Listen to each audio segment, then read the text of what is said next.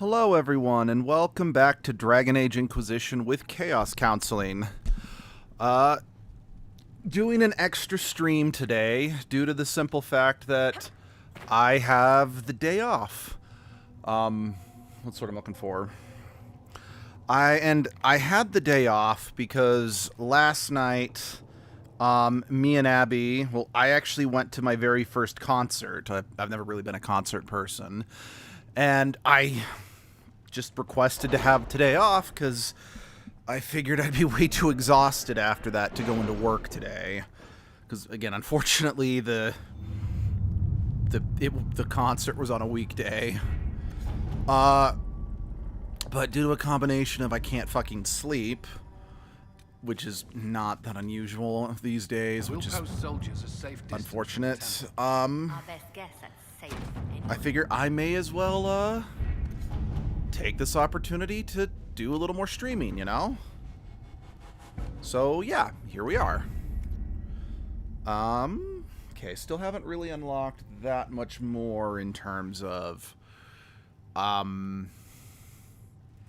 what I'm looking for? War table quests I can do. Let me think.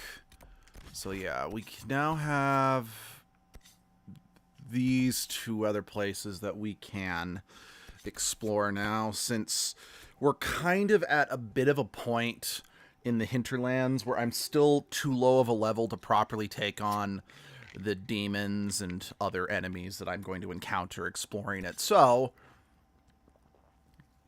pardon me, just taking a drink. Combined with the fact that I do want to do as much as I can before I really advance the story, we are going to go and just kind of we're going to explore the Storm Coast. Because I don't remember most of the rifts in this one having the despair demons that kept kicking my can. And I know that the mire can get pretty dicey too. So we're going to just explore here for a bit, level up. Maybe that'll... Well, then again, maybe I should advance the story a hair more, if for no other reason than I can get Cole and Dorian. Because they're the last two recruitable characters. But you don't get, like, So, depending on if you side with the mages and the Templar determines which character you get first. If you side with the mages, you get Dorian first. You side with the Templars, you get Cole first. Again, I don't feel bad spoiling this. This game's 11 years old. And then after you do the quest, like the main story quest that nets you Cole or Dorian, the next story-related thing, like, it's a big story milestone that completely alters the trajectory of the game. You then get whichever character you didn't already get. like I said, I say I don't feel too bad spoiling things because this game's 11 years old, but I also just don't want to lay the game bare and naked to invalidate, you know, any of you who actually are tuning in and actually want to see this, you know? I don't know. It's... I flip-flop. But yeah, for those who are wondering, I went to see Nate Wants to Battle last night. Yeah, Abby's been a fan of him way longer than I have, and I would say she's still a much bigger fan of him than me, because she's listened to way more of his music than I have, but... Okay, that wasn't a fade fire, but yeah, it was a lot of fun. He is very, very good at, getting people hyped up, and it was a lot of fun. Heck, even his opening act, like... Well, it's definitely not music I'd find myself going back to on my own, mostly because it's rap, and I, for the most part, just don't care for rap. It was very good. Like, shoot, I forgot what his name was. Yeah, Abby got a t-shirt, and a keychain. We bought 2 of Nate's albums. One was,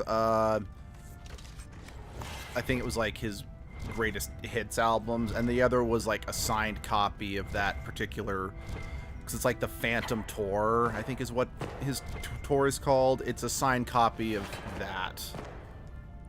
And yeah, it was a lot of fun. Again, I don't know if I'll be doing a ton of concerts again, just because I really don't handle being in crowds that thick for that long, especially in rooms that are that noisy super well. But again, I can't deny that it was still fun. And yeah, if you've never listened to Nate Wants to Battle, I highly recommend him. He does good covers, he does good original music. Again, I could be getting this wrong because I haven't been following him as long as Abby has, but I think he got his start doing like Pokemon-themed song parodies on YouTube, and then branched out into doing full-on covers, then original music. Then, I think he got, like, super famous during the Five Nights at Freddy's craze, because he made a lot of original Five Nights at Freddy's music, and that's kind of how I first got into him. But then he also released 2 albums called Gotta Go Fast and Gotta Go Faster, which were just albums of covers of different Sonic songs. And hell, he eventually actually went on to compose an actual official song for Sonic Frontiers. And if I remember correctly, it's the song that plays during the end credits if you beat the game on hard mode. So it's like technically like a secret unlockable bonus. And then at the Sonic 30th anniversary live concert, he was actually asked to perform. So he ended up providing the vocals for City Escape and Endless Possibilities. So yeah. Yeah, Nate Wants to Battle, or Nathan Sharp. I think Nathan Sharp is a stage name. I seem to remember looking him up at one point, and I don't think Sharp is his last name, but I don't care. Let me rephrase it. I don't think Sharp is his legal last name, but I don't really care. That's a stage name combined with, as well as Nate Wants to Battle. I'm going to call him those, you know, etc. Because we respect what people want to be called here on Chaos Counseling. But yeah. No, it was fun. Sadly, my insomnia is getting so bad, and my CPAP machine it's not helping anymore. I mean, yes, it's helping with my sleep apnea, but it's not actually helping me sleep. It's like I'm taking sleep aids, I've got my CPAP, I kind of don't know what to do anymore. But I'm awake, and I knew I wanted to do an extra stream today, since I had it off. again, ironic. It's like, well, I'm awake early enough, and I'm awake enough to stream. You think that I should probably go into work, but I'm also like, okay, I know because I work construction, for those who don't know. It's like, I know as soon as I get in there, I'm probably going to crash. So I think it's like, I better just stick with having the day off, you know?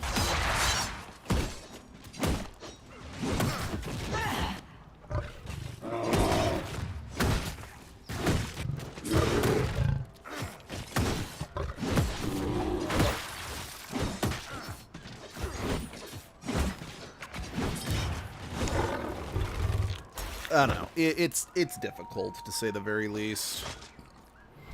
But I'm here with you guys. Let's have some fun. Oh, and some other good news. I think I may have brought this up when I was streaming on Saturday. But yeah, I got my hands on Digimon Time Stranger, and I have been enjoying the everlasting fuck out of it. So, I'm trying to decide if I should stream Time Stranger after I'm done with this, just while it's still hot. But also, because it came out yesterday, I got Yuka Replay Leaf. Sadly, the physical copy doesn't come out until later this year, and I absolutely want to have it on physical, because I know digital saves space, you know, shelf space, but I will get, if I can get something physical, I will get a physical copy, because that's just how I am, you know, especially with a lot of the BS that's going on with, you know, companies like Ubisoft trying to say that buying the game doesn't mean you own it or whatever. So it's like, yeah, but if I have a physical copy of the game, I still own it, even though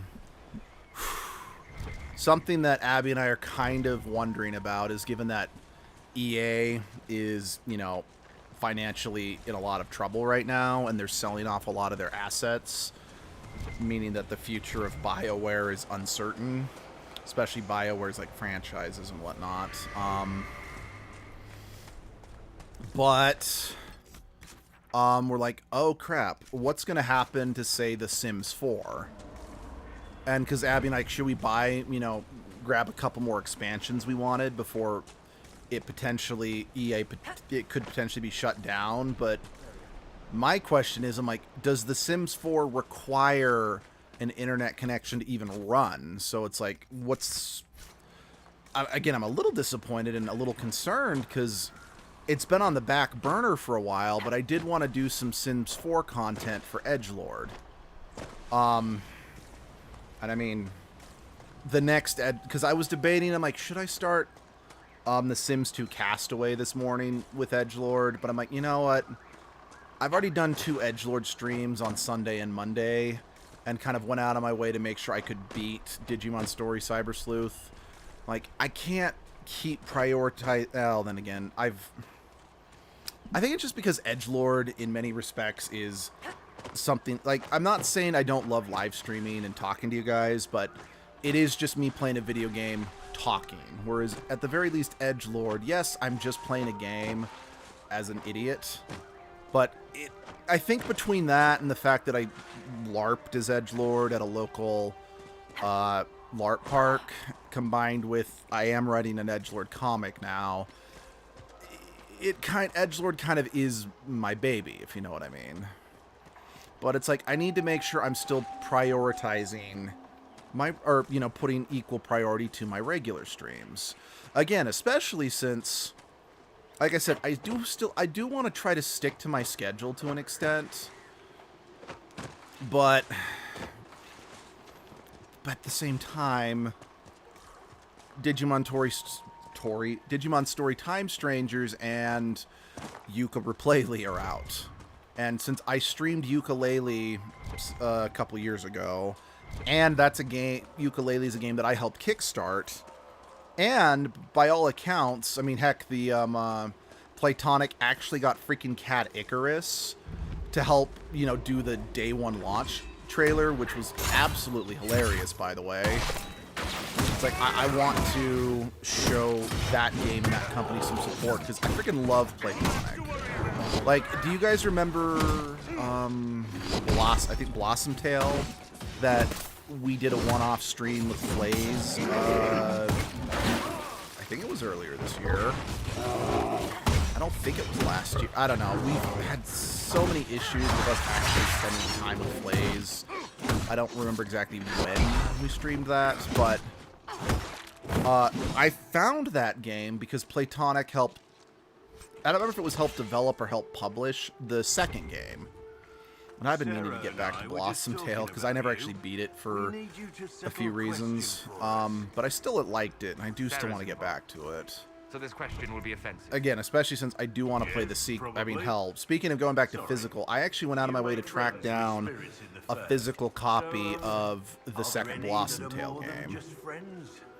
Hell, I actually scoured, like, I kept my eye on eBay pretty religiously for a while until I was able to find someone selling one of the limited run physical copies of Bug Fables for a decent price.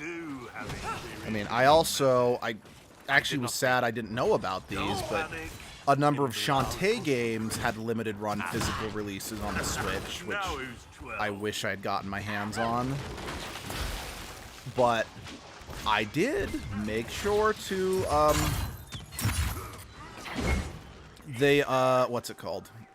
There was a limited run pre-order for, I can't say it's the most recent Shantae game, because that's technically not what it is, but just for context, there was a canceled sequel to Shantae for the Game Boy Advance.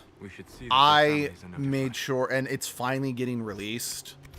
I made sure to get the a physical copy of that re-release. So, yay. Because, yeah, Shantae is... It's kind of it's a series that it's like, how are you still alive?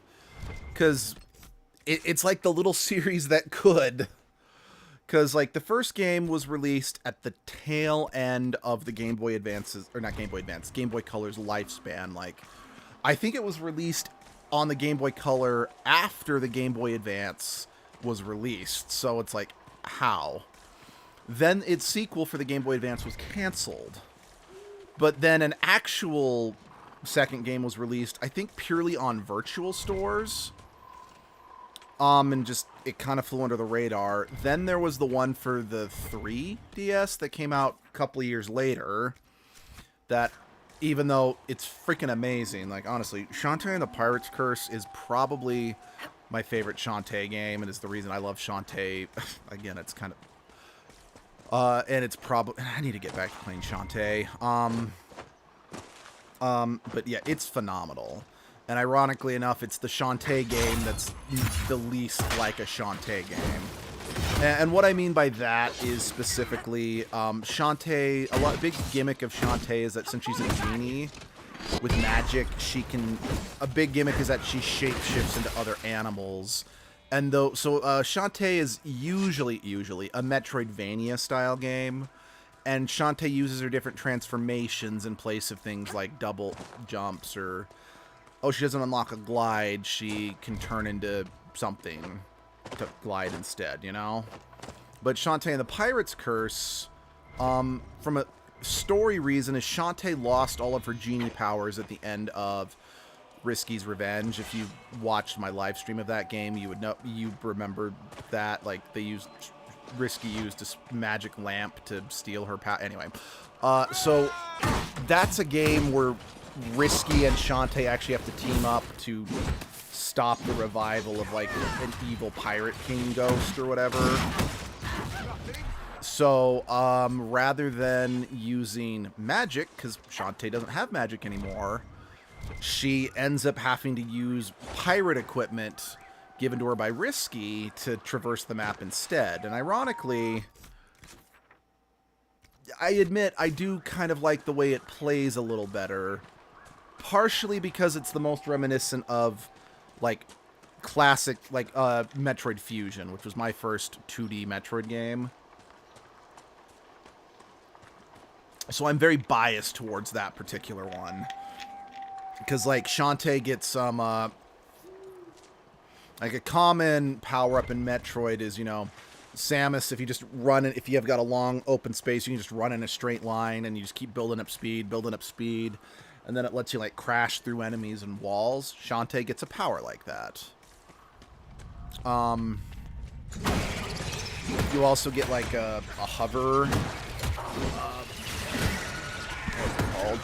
You get, the ability to glide, because Risky loans you her hat, which you can then, like, extend above your head and use as a parachute to glide like the glider in, you know, Breath of the Wild. And then there's also, like, you can get Risky's portable cannon that you can use to shoot underneath you to, like, quadruple jump. It's fun. It's a lot of fun.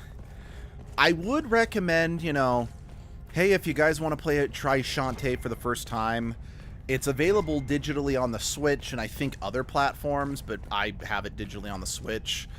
The downside is that because it was made with on the 3DS originally, a big part of how you control it deals with you activate power boosts from the touchscreen, and since obviously the Switch doesn't have two screens, you do have to kind of like pause and activate. So the moment-to-moment gameplay is not as fluid as it was on the Switch as it was on the 3DS, which is unfortunate. It's not a deal breaker by any means, but it is unfortunate.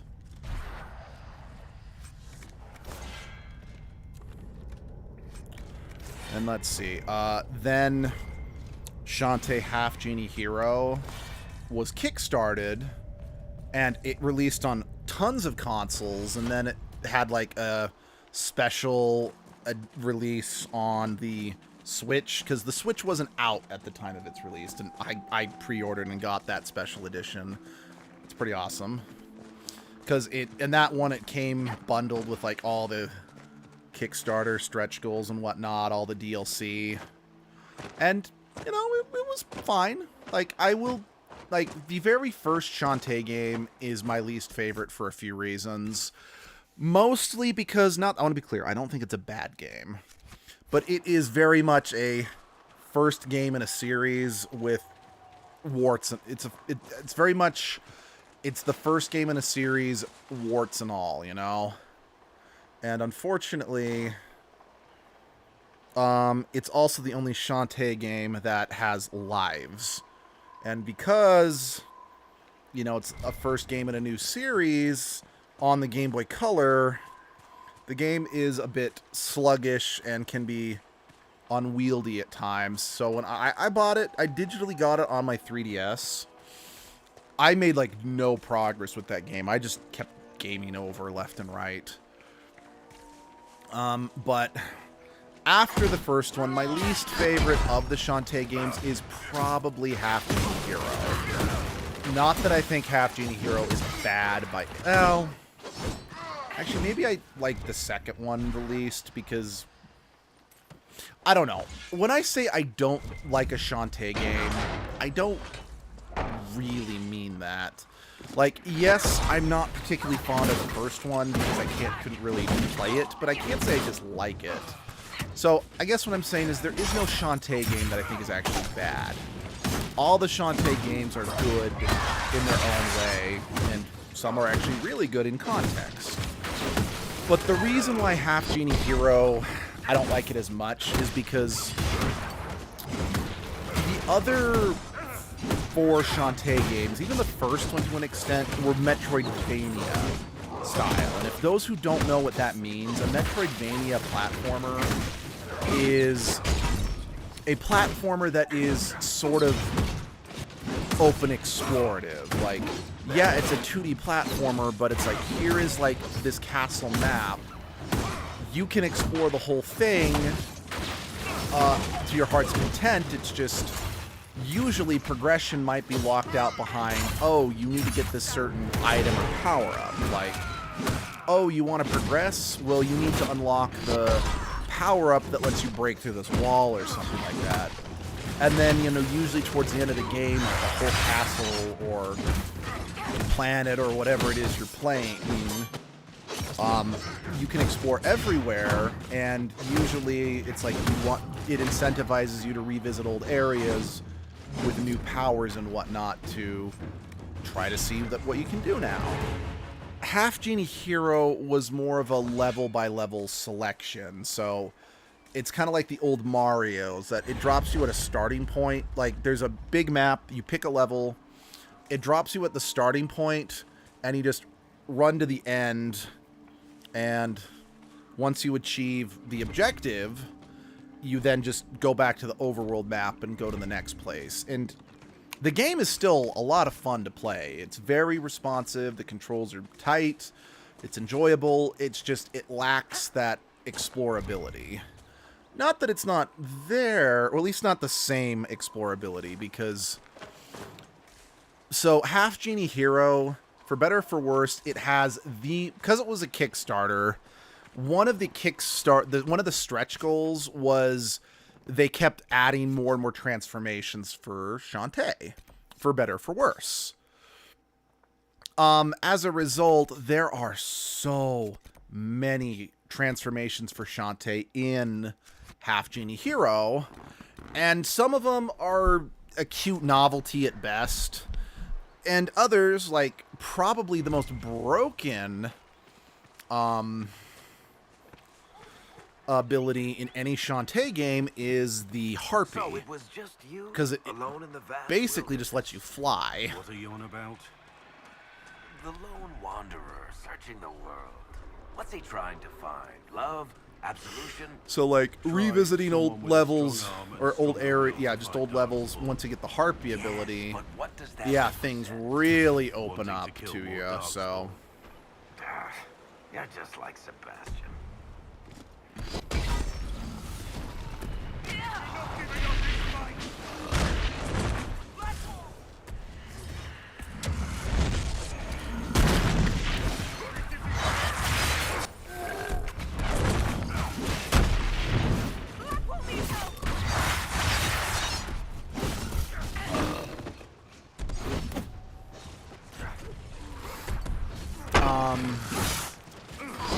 Then, because it was also Kickstarter, they also had, like, extra modes that you could play. One mode was... Shoot, I forgot what it was called, but it was basically... You could play through the whole game as Risky Boots instead of Shantae. That was kind of fun because Risky had the control scheme and powers that Shantae had from Pirate's Curse. So it basically let you play through Half Genie Hero, but with the control scheme of Shantae and the Pirate's Curse, which was fun. And it kind of reminded me of, like, so, like, my first Castlevania games were the ones on the DS. Like, very first one was Dawn of Sorrows. And that's still my favorite one. Not because it's the one that set the standard for me, but I digress. But, like, in Dawn of Sorrows, after you get, like, one of the... Like, not the... There's, like, 3 endings you can get in Dawn of Sorrows. After you get at least the second ending onward, you unlock Alucard mode, which lets you replay through the game, but as Alucard, instead of playing as Soma, which is kind of fun. In Castlevania Portrait of Ruin, you unlock 2 modes. One where you can play as the Vampire Sisters before they get turned into vampire. It's like a prequel to the events of the game.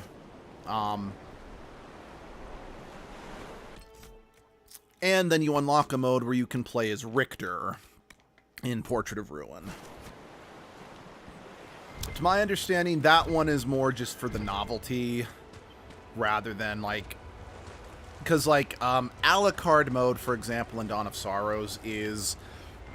There is a possible ending to Dawn of Sorrows where the main character Soma turns evil and becomes basically new Dracula. So this is basically meant to be like a what-if scenario of what if the main character did go evil and Alucard Julius... Oh, wait, no, it's not Alucard mode, it's Julius mode. It's just Alucard is unlockable. Sorry, that's my bad. You unlock Julius mode. And it's Alucard, Julius, and Yoko, a mage from the games.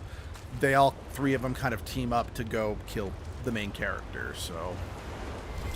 Again, that's kind of fun. Again, especially since, like I said, risky controls like Shantae did in Shantae and the Pirate's Curse, and since that's my favorite Shantae game and it has the most satisfying controls, that's nothing but a compliment, to say the very least. But then there's also, I think it's called a Friend in Need mode. As part of the story of Half Genie Hero, there's a bit where, like, Shantae gets, like, trapped in her own mind or something like that. And her three friends, Sky... Shoot, I forget his name.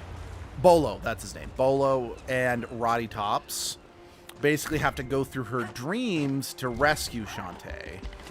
And basically, the idea is that because they're going through her dreams or her recent memories, they end up having to play through the entire events of Half Genie Hero, but you now play it as those three characters, and each one of them has a very unique control scheme. And it's pretty fun.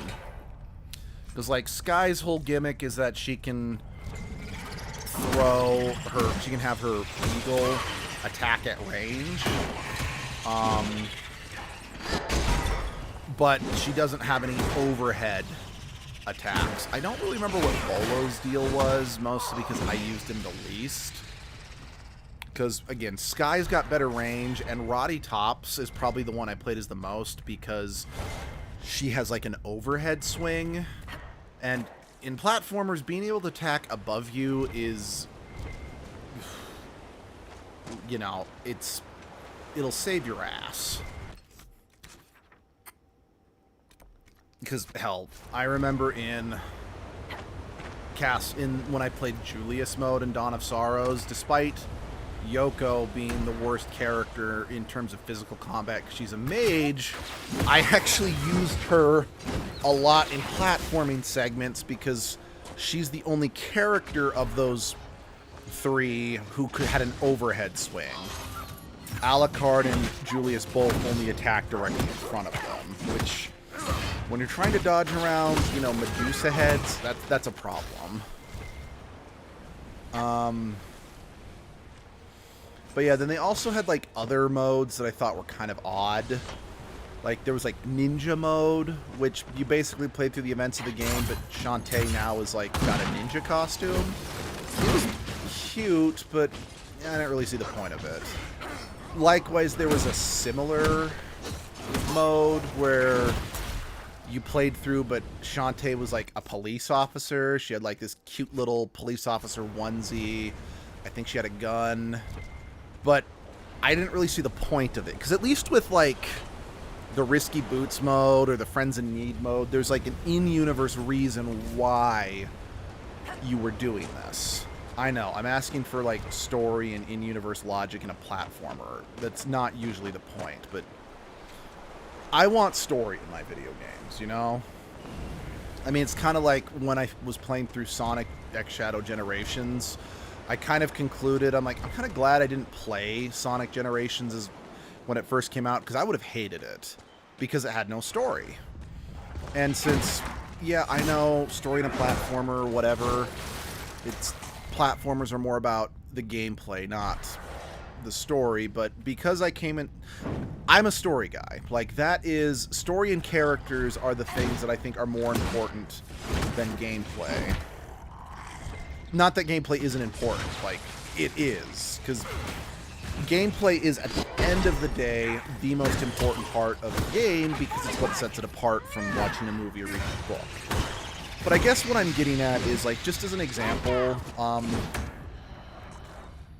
when I finished the Edgelord, when I was fighting the final boss in Hacker's Memory this last Monday as Edgelord, one of the people commented that the final boss fight, I'm like, this isn't a good boss fight because it's just be spamming this. It just did the same thing over and over, and I just had to keep hitting it with just my most powerful attacks over and over, and just praying to God that I didn't run out of life, you know? Like, that's bad game design. It's bad gameplay. And yeah, I think they're absolutely correct with that assessment.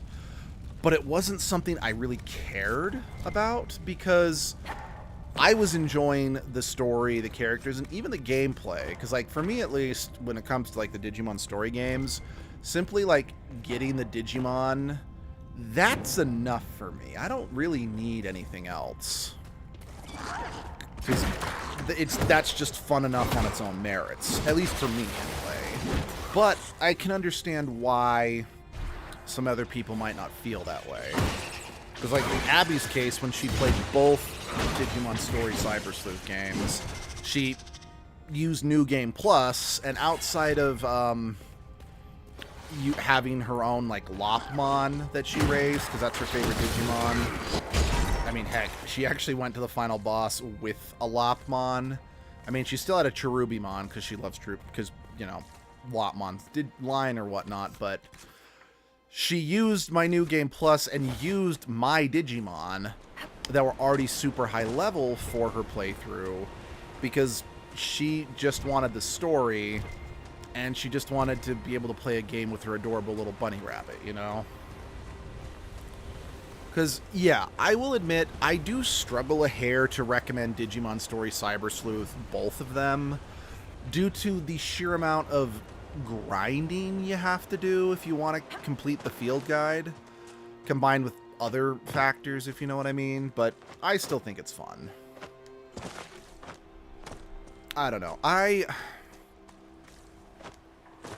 agree that gameplay is super important, do not get me wrong, but I also find different types of gameplay enjoyable that I know a lot of people would despise, you know? I mean, hell, I'm the contrarian, where I think that...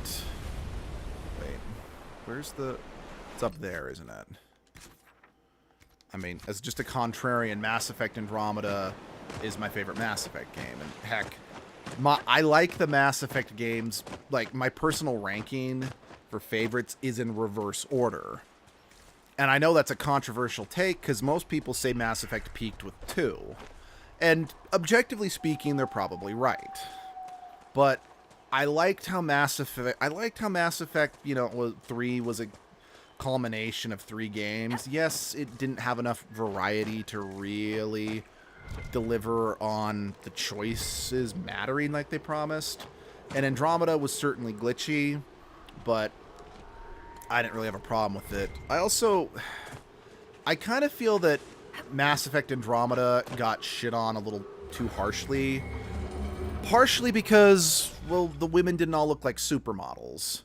And I don't feel I'm grasping with that assessment, because people were losing their freaking mind when they saw what the female character in the new Fable game trailer looked like. They're like, why is she fugly? I'm like, because not all female characters have to have perfectly permed hair and look like supermodels, you know? I mean, that's the thing I didn't get when people were complaining that Aloy looked kind of ugly in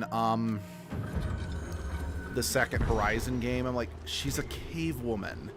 Of course she's gonna, you know, not be the skinny petite anime babe of, you know, sex appeal. I mean, don't get me wrong, I think Aloy is fucking hot, but I think you get what I'm saying.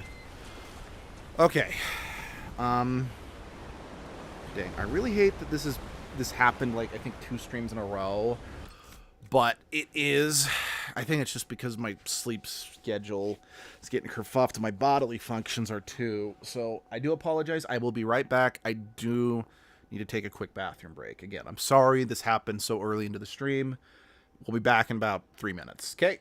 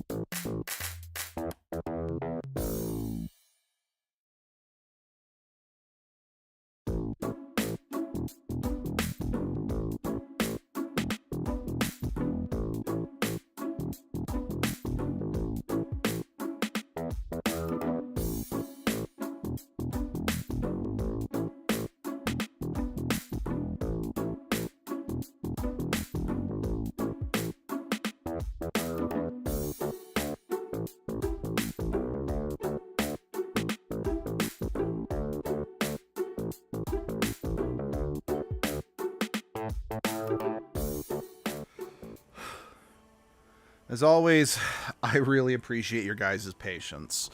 So, let's get back into it. Yeah.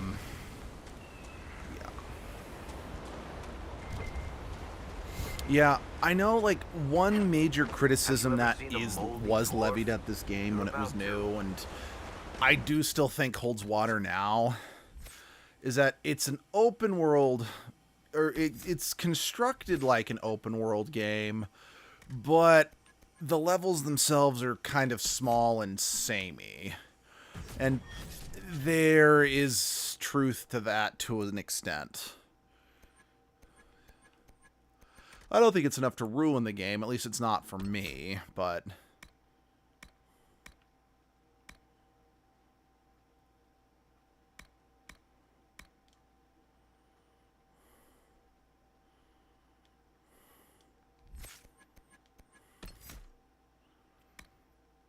But I definitely understand why people felt that way when this game was new. Even now. Again, I don't mind it. But, like, for example, the hissing wastes are probably my least favorite place to explore in the whole game, due to the fact that it's a massive desert, and even though it's just a pain in the... I always find it a pain in the butt to explore. Because there's kind of like a pathway for you to follow through the Hissing Waste in a sense, just by like, okay, I need to hit up all the... discover all the camps, you know? And that is the best way to do it in a lot of senses, but on the flip side, there are still stuff that you can discover off the beaten path, like to find the dragon, because like every area has a dragon you can slay. But to actually like find the dragon in the Hissing Waste, you do kind of have to know where to look for it. Again, at the very least, it's not like literally in the middle of nowhere. You do have to like travel through, like go underneath like a archway and some ruins. But with just how much nothing there is in the Hissing Waste, you're not necessarily going to be heading over to where you'll just naturally run into it unless you know ahead of time, unless you're like meticulously scouring the desert. And it's just so not fun to look at that I just didn't really do that in my first playthrough, so I actually never fought that particular dragon in my first playthrough, went back in the day.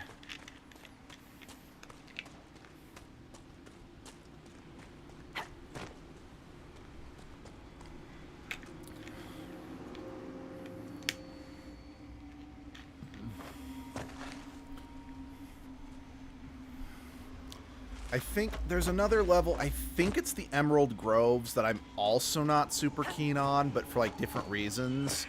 Because it's a nice, lush, foresty area, and it's very pretty to look at, but like actually being lost in the woods, you do kind of get lost in the foliage, you know? And everything starts looking the same, and you just kind of have a hard time keeping straight where you've been, what you've done, etc., etc., etc.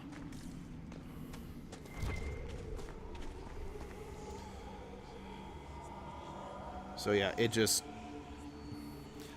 does stop. It isn't the most fun area in the game to explore because of that fact. Does it make it bad? No. Again, I want to be clear, I do prefer the Emerald Groves to the Hissing Wastes. It's just, I just don't find them super fun to explore. And then there's like a whole DLC. Let's see, like, there were a couple. There were like 3 major DLCs for this game that I can think of off the top of my head. One adds a whole new open world to explore. That, I think that's the... It's a story about finding the last resting place of the last Inquisitor from, like, ancient times. Okay, it was either the last Inquisitor or the first Inquisitor. I don't remember specifically which one it was, but... yeah, that adds a whole new area, for better or for worse. I liked it, but I know some people didn't, and I can respect that.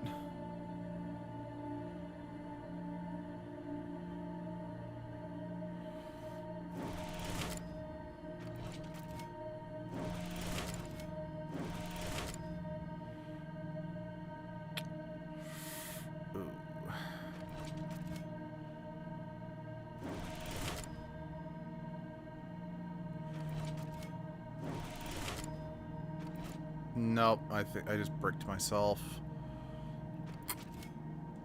I really don't like these puzzles.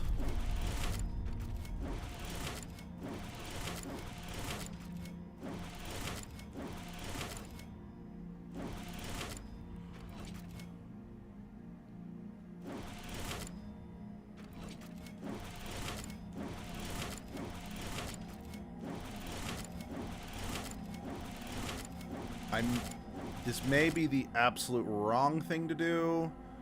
This was the wait, no, not quite. But, I don't know, I was just trying something different, you know? Yeah, no, that's not the way to do it either.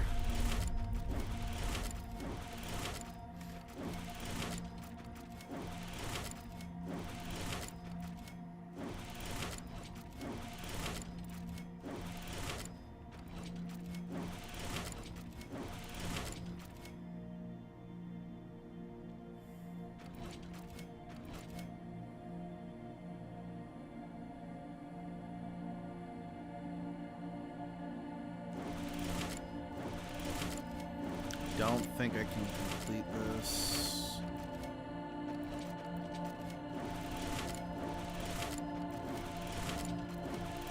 Yep, no.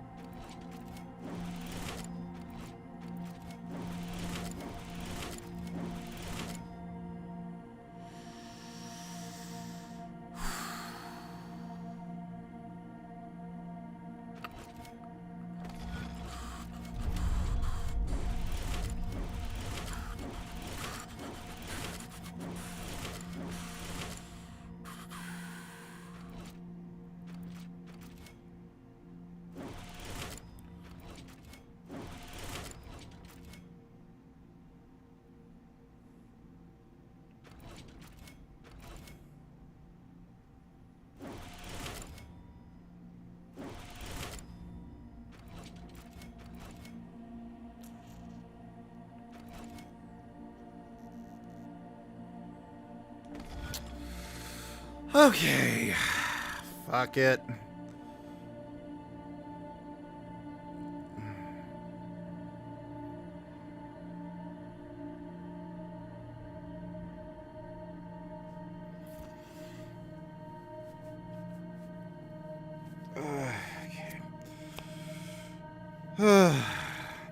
I normally always figure these out legitimately every time I play through, but we're on a bit more of a time crunch, you know? Alright. This does not help. Alright.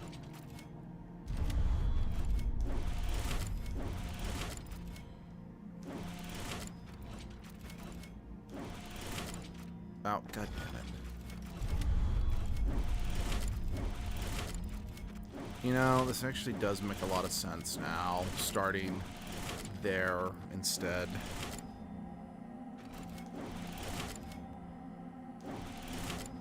Huh, interesting.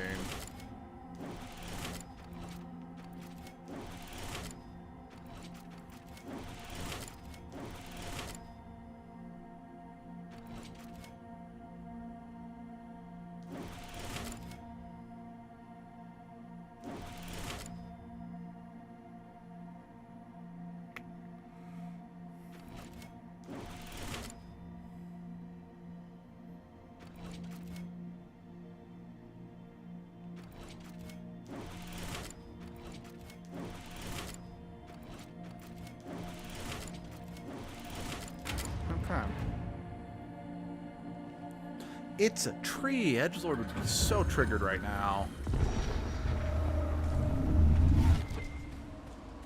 Oh, there we go. Now Blackwall can level up.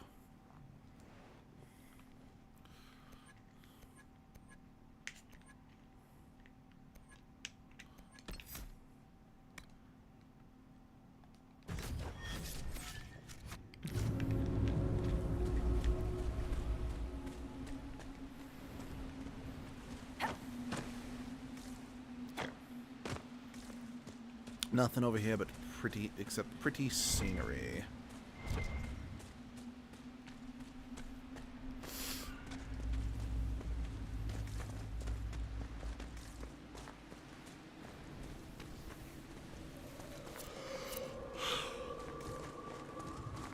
You know, let's save. I don't think there are despair demons here, but if there are, I'd rather not get sent way far back, if you know what I mean.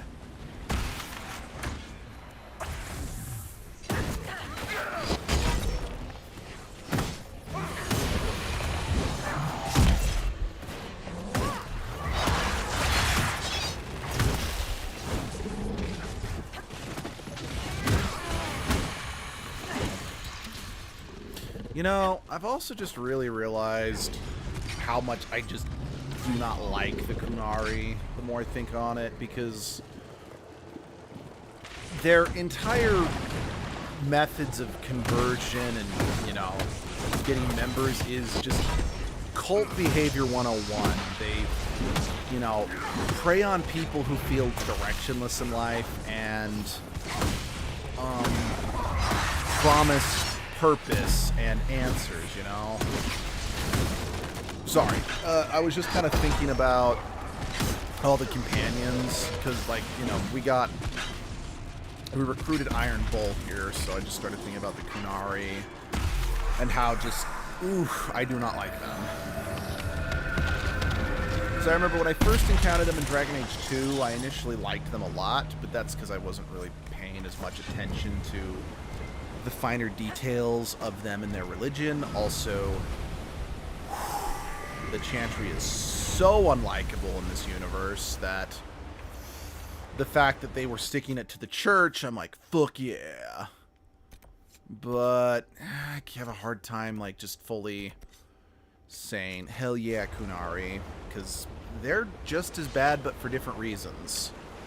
Like, the only thing the Kunari have over the Chantry is the fact that they are accepting of, you know, they're just unconditionally accepting of, like, the people who are trans, which is cool.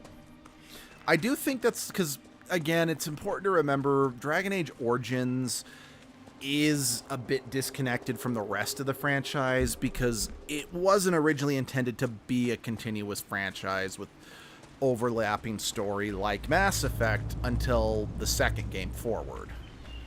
I mean, yes, there were returning elements like Cullen, Liliana, Zevran showing up in the second game. You get what I'm saying, but because if you remember when I did my Edgelord stream, Sten was like, I'm confused. You look like a woman, but you can't be a woman because women can't be fighters. Well, we saw, you know, in the second game with Talus in the DLC that, I mean, she was a member of the Ben Hasra, not necessarily a warrior caste or whatever, but she still did plenty of fighting, and based on what Sten said in the first game, women shouldn't even be allowed to do that under the Qun. But as we can see in cutscenes later in this game, when Bull is preaching about the benefits of the Qun to his chargers, something he tells Krem about is that the Qun is unconditionally accepting of people and their chosen identities. It's like, yeah, you're still expected to act within the role that the Qun assigns you, but in terms of your gender and sexuality, the Qun doesn't judge. It accepts everyone in every way, you know?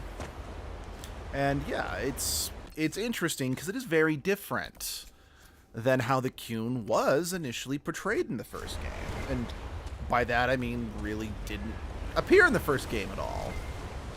And honestly, it is an interesting retcon because it is a way to try to balance out all the different religions, you know, to really, because that's one thing that I do kind of like about, like, again, I don't really like this author or this world anymore, but the Song of Ice and Fire universe, there's never, like, sure, characters have preferences, but the books themselves never really go out of their way to say which religion is right.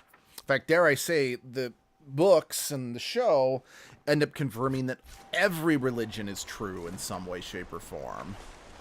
And none of the religions are all good, and none of them are all bad either. Because, like, a lot of people have kind of said, like, in, you know, what's it called? The Lord of Light, or the Lord of... what the Red Priest and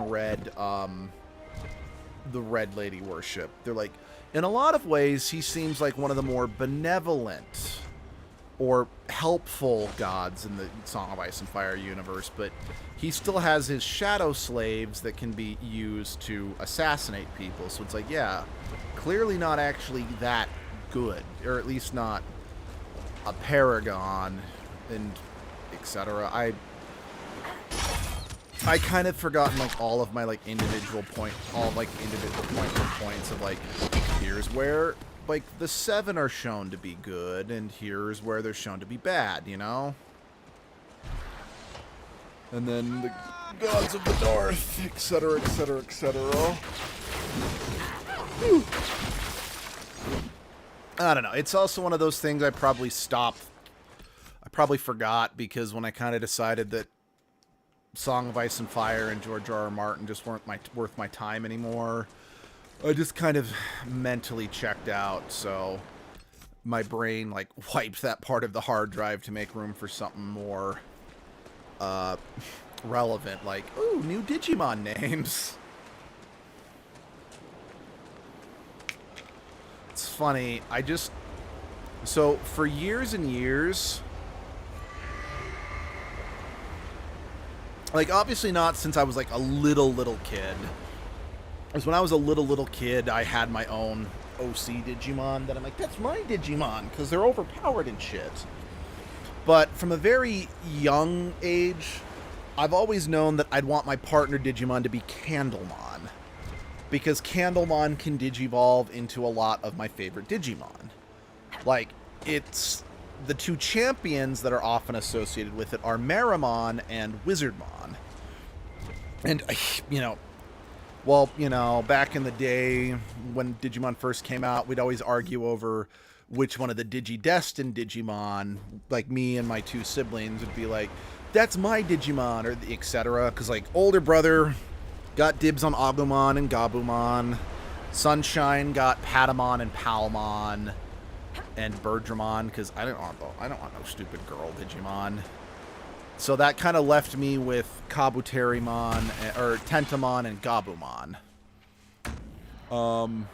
Yeah, again, Sunshine got the most, because there were 3 girls, and me and my older brother didn't want none of those dang girly Digimon, and we thought TK was annoying. So Sunshine got 4 Digimon. But anyway, again, just once we were after that phase, I've always known that I've wanted my Digimon to be Candlemon. Because like I said, like, even when I first saw Meramon in the original Adventure anime, I'm like, he's really cool looking. And then Wizardmon was cool. And then when I discovered much later in life, I'm like, wait, Wizardmon then digivolves into freaking Mistymon? Mistymon's badass. And when I first saw Skull Meramon in the original anime, I'm like, oh, he's so cool. Now, I never liked that Skull Meramon, like Meramon's ultimate Mega Evolution was Boltmon. Like, I've never liked Boltmon, and I still don't. That was one thing that always pushed me away from wanting Meramon to be my Digimon, you know? And then it's like, yeah, I'd rather go the Wizardmon to Mistymon route, because their final form is Dynastmon, which is one of my favorite Royal Knights. Not my absolute favorite. Gallantmon / Dukemon will always be my favorite Royal Knight, and that is very much my nostalgia talking. But despite me like being so dead set and resolute on Candlemon for most of my life, a couple weeks ago, because thanks to Digimon, you know, doing Digimon Story Cyber Sleuth for Edgelord, as well as the fact that I found that Digimon World The Next Order was on sale for a bit on the Nintendo Switch shop for like $5, I bought it for the Switch, and I've been replaying it again, because that game works much better as a handheld game rather than a game on home consoles, at least in my humble opinion.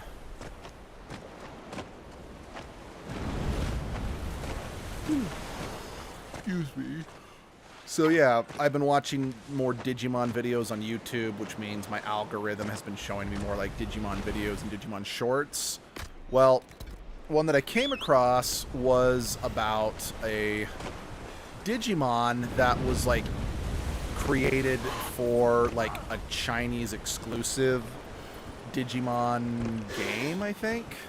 Which I actually found out there's actually a number, despite, you know, Digimon being in Japan, there's actually a number of, like, things made exclusively for the Chinese market. Because I think Digimon's fairly popular in China.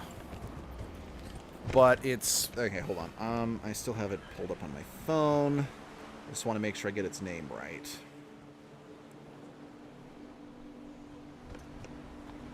But it's called Blucomon. And it's like, well, shit. I know for a fact that if this Digimon existed when I was a kid, I would have been all up. I've been like, no, this is mine. It's my Digimon, because it's an ice dragon Digimon. And being a little boy, freaking loved dragons.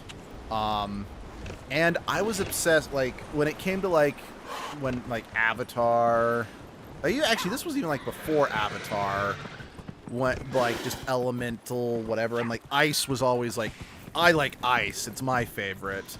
Probably because I'm just, like, I wanted to be cool and edgy, you know? And this, like, predated, you know, Frozen and other stuff like that by, like, almost a decade once I started claiming ice as my element or whatever. I don't know. I think it's because... my older brother always kind of like claimed fire and whatnot. I thought ice was the next most badass, even though it's like, just take water, because it's both, it consists of both ice and water. But I mean, ironically enough, now if I'm like, oh, what bender do you want to be? I'm like, I'd want to be a water bender. Or if I had elemental powers, I would choose water.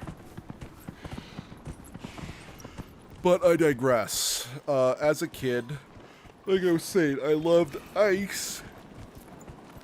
So an ice dragon, I'm like, shit. This would have been, again, I would have been all over this as a kid. And part of me, even now, I'm like, this is still really cool. Would I actually, like, want this as my personal Digimon? I mean, and I bring this up just because me and Abby have been kind of trying to write a Digimon fanfic for almost 10 years at this point.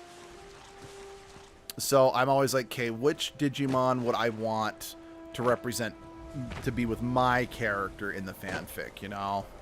So that's kind of why I'm taking this not serious decision seriously.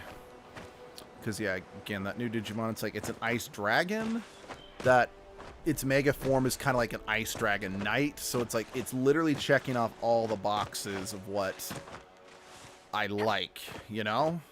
But on the flip side, again, going back to Candlemon, yeah, it can become Meramon and Skull Meramon, and while I absolutely despise Boltmon, Skull Meramon can digivolve into Beelzemon, who is my absolute favorite Digimon of all time. In fact, Beelzemon slash Impmon, the character from Digimon Tamers, is my third favorite fictional character of all time.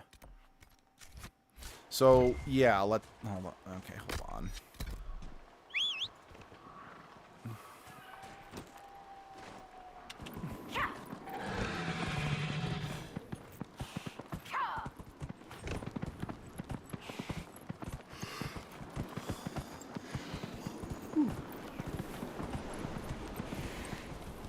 Sorry, just looking at the map, I'm like, I swear there's gotta be like a cave entrance down here. At least that's how it looks on the map, you know?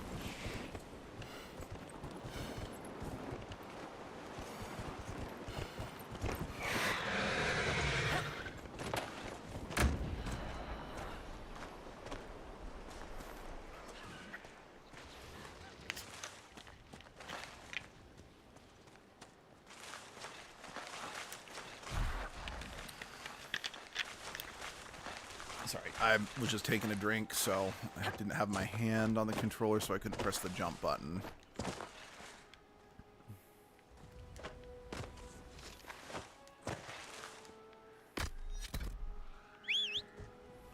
And I proceeded to slit my throat.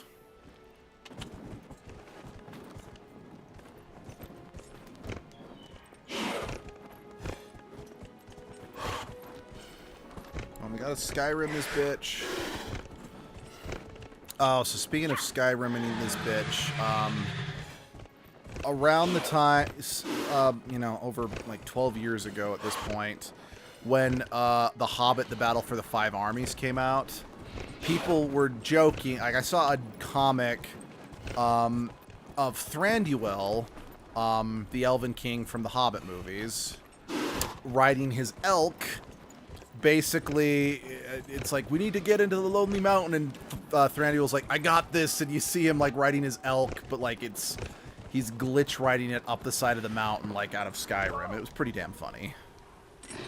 Since Skyrim was still only a few years old at that point.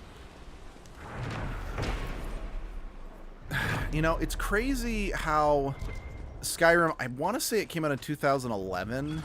It's still a relevant game now. Because, yeah, they keep re-releasing it, sure, and I know people really wish they just make another Elder Scrolls game, which is fair enough. That being said, I don't really mind, because I'm not a fan of the Elder Scrolls. I'm a fan of Skyrim. Because I played Oblivion first, and I hated it. Like, I did not think it was fun at all. So much so that when Skyrim came out, I ignored it at first. Because I'm like, I don't like this. But, yeah, when I actually played it, I'm like, oh, fuck me, yes. But then... And then I even remember a lot of people saying that, oh, Oblivion wasn't as good as Morrowind. So I actually bought Morrowind on Steam and gave it a shot, and I couldn't stand it either.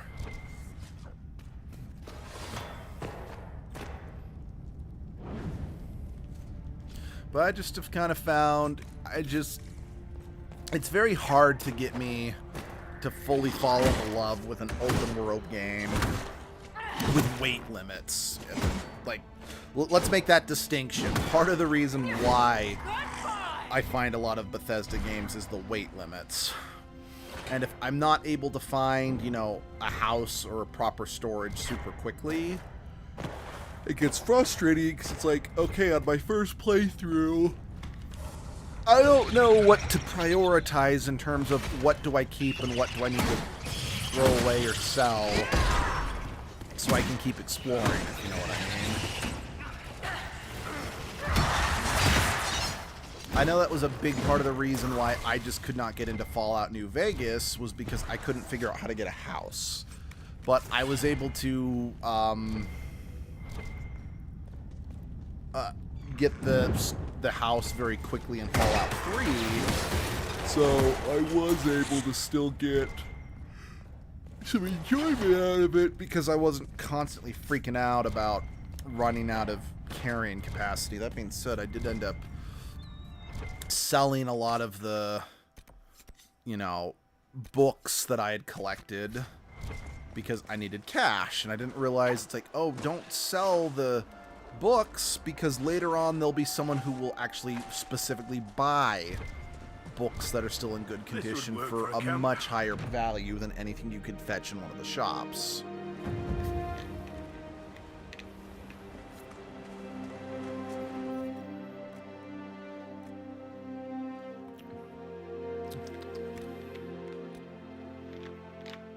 Decorative gems, okay.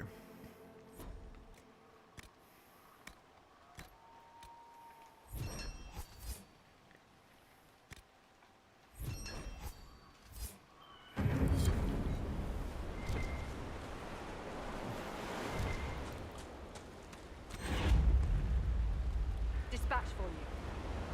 What is it? This could...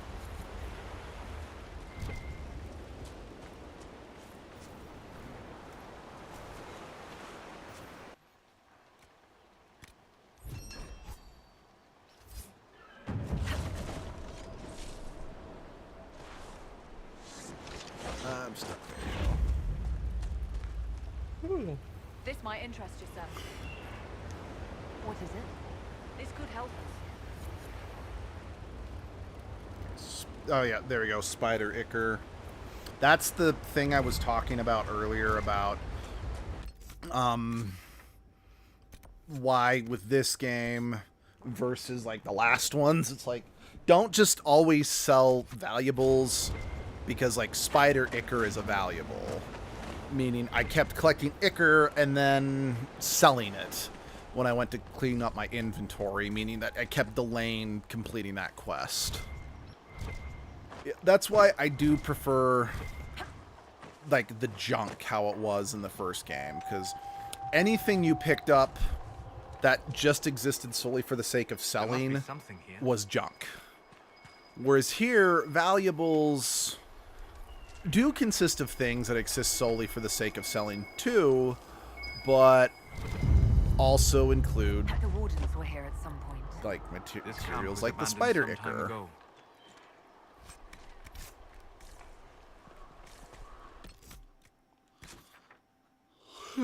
Pardon me.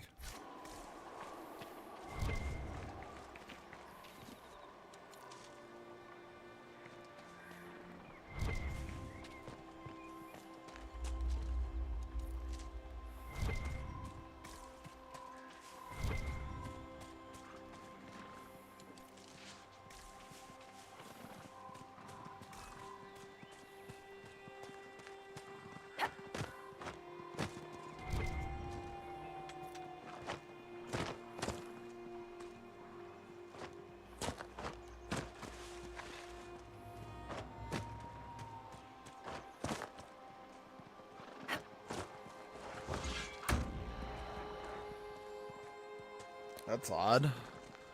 Like, we didn't attack the goat, but it's now listed as a hostile enemy? That's... I can't think I've ever seen that happen before. Unless, I don't know, one of my companions, like, auto-attacked him for some reason. I don't know, it's like... I don't need ram meat for quests anymore, so I'm not going to kill the rams willy-nilly.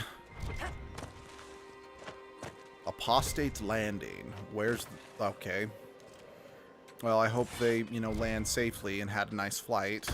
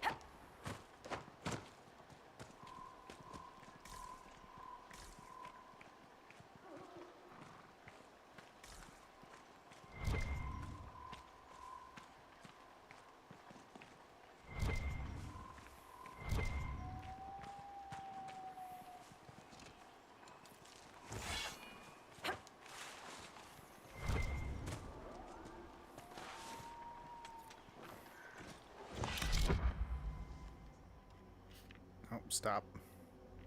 Right. That's how I get out. Don't mind me. I'm not stupid.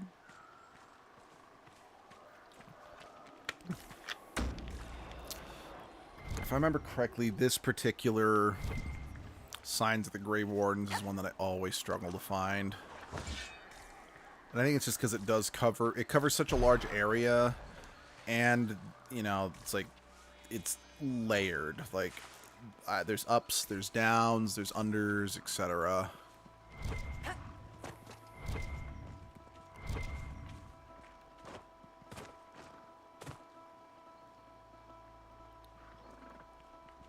Did it not? It's because I'm still registered as being in combat, but I don't know what we're supposed to be fighting.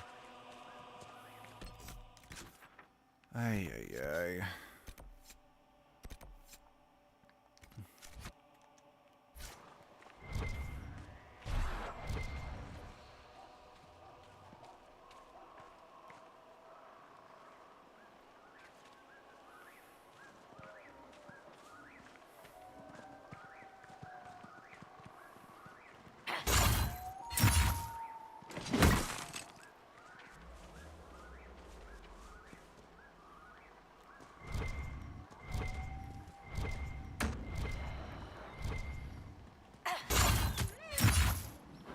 Sorry, I was going for the hounds.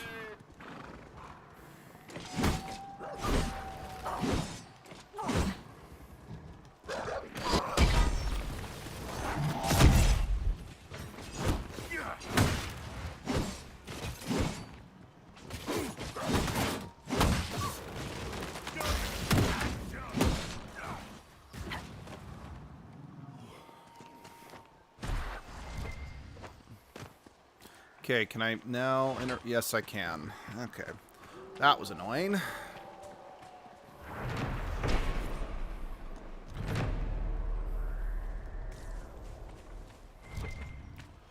Alright, let's see if I actually need to look this one up too. I don't think so.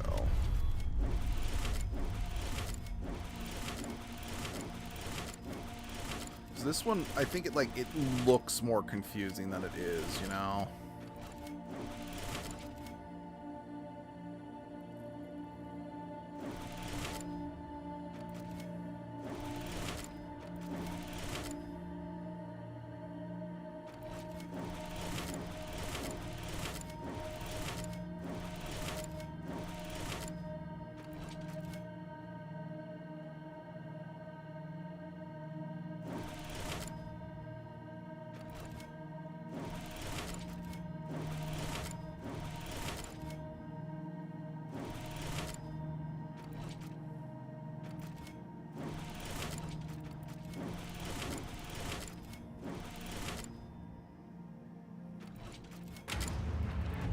Yeah, that one wasn't so bad. Like I said, it looks more confusing than it really is. At least that's how I feel.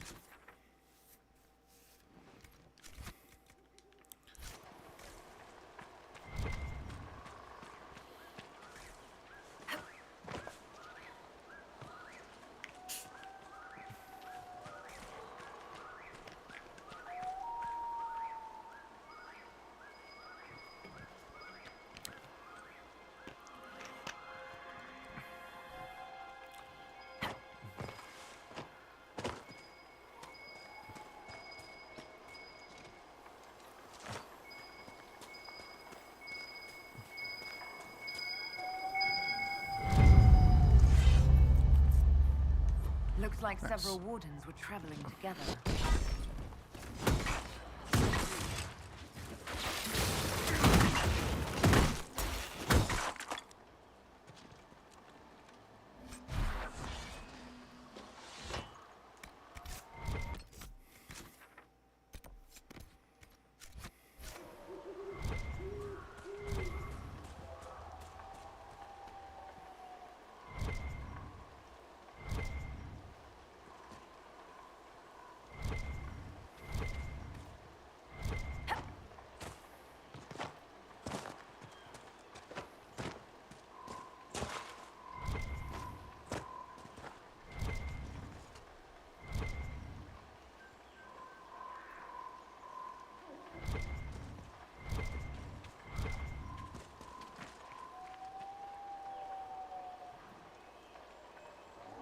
So here we are, Elf. Cleaning up another human mess. What would the Inquisition do without our stabilizing influence, Master Tethras? I assume they just start burning things. That does sound like most humans I know.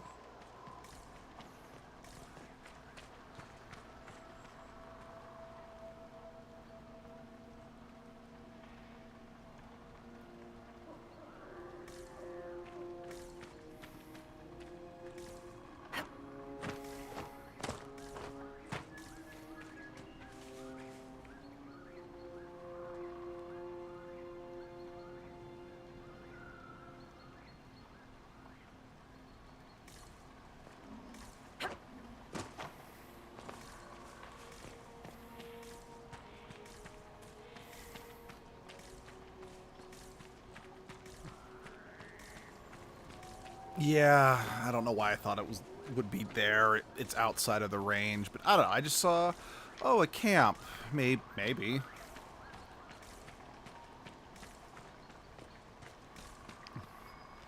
Oh, there we go. Got a nibble. Wait, but I was just up here.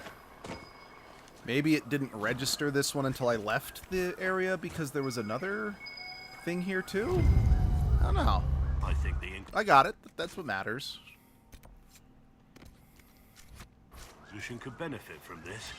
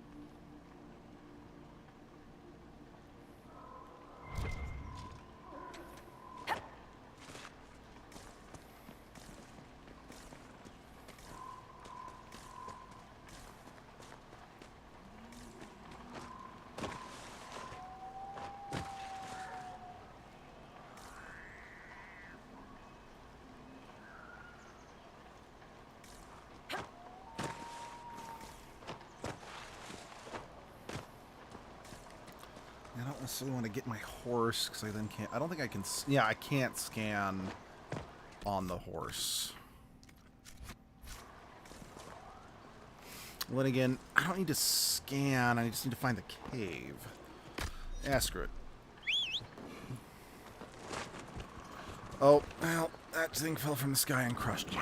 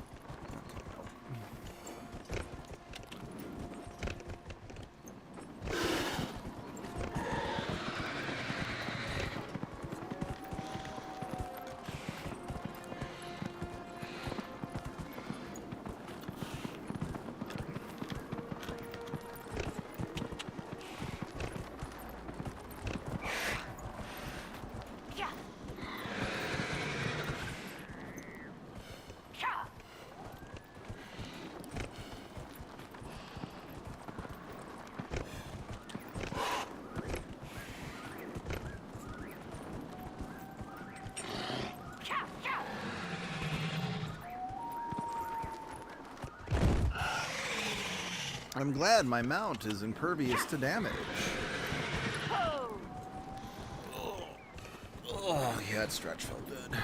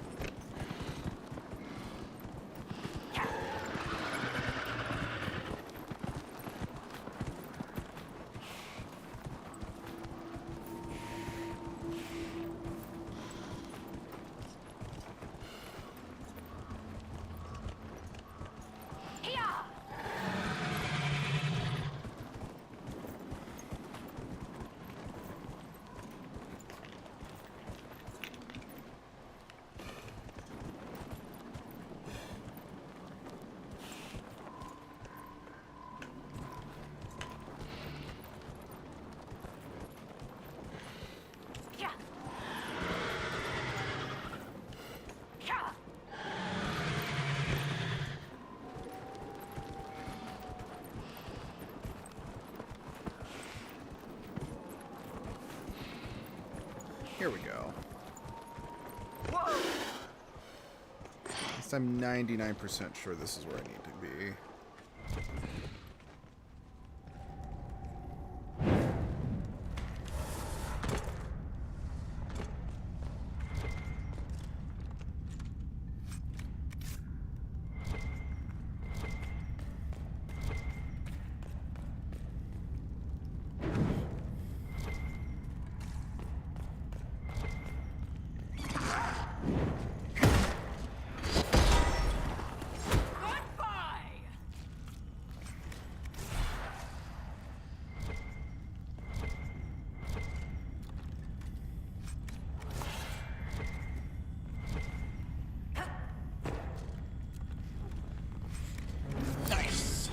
Alright, that was some equipment. Actually, yeah, let's just look at equipment in general.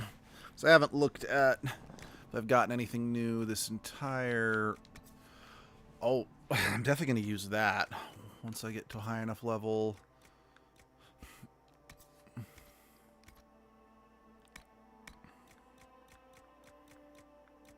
You know, actually, I should hold off throwing everything out until after I've gone back to camp to compare to see if anyone else could use these. Okay, yes, it technically has more, but that has better stat buffs and stuff like that.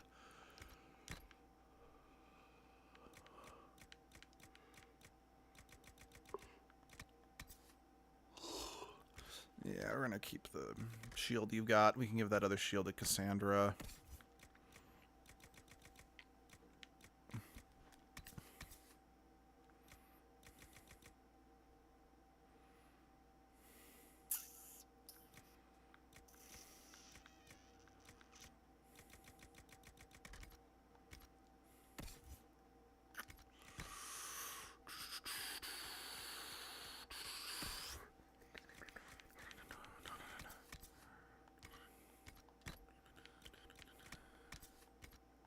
Oh, when did I get that? Nice. Da-da-da. Da-da-da-da-da-da-da.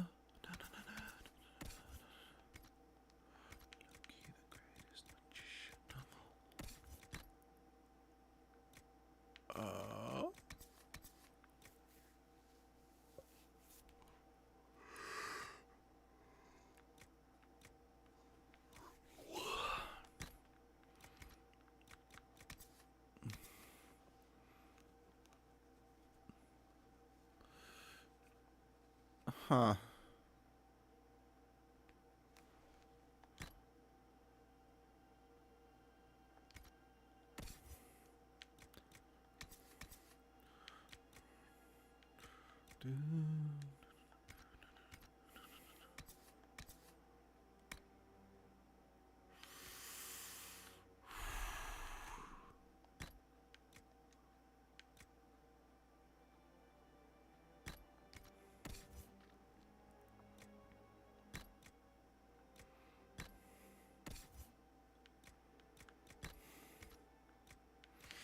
Okie dokie.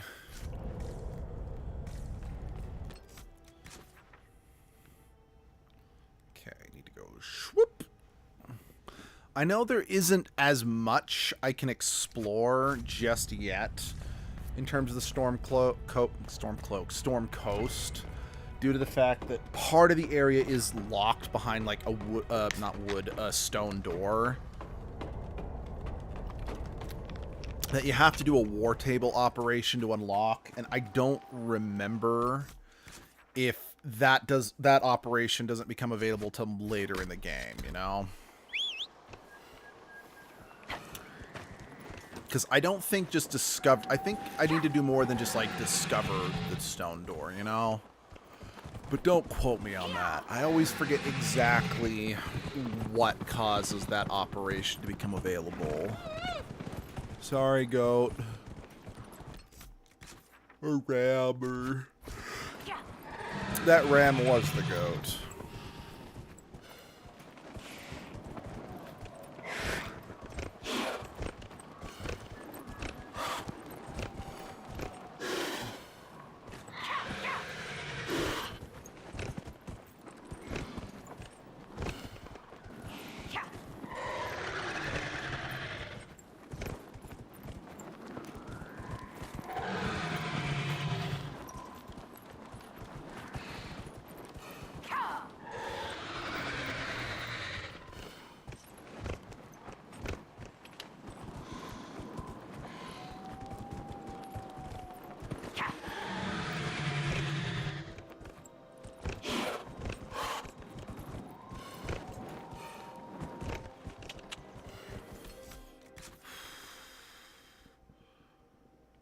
Maybe I can't get back there. Maybe I have to come down this way. Yeah.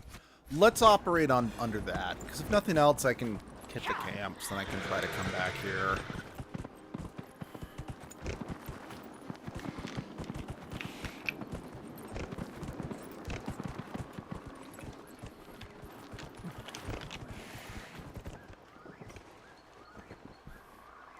Small groove. Quest map.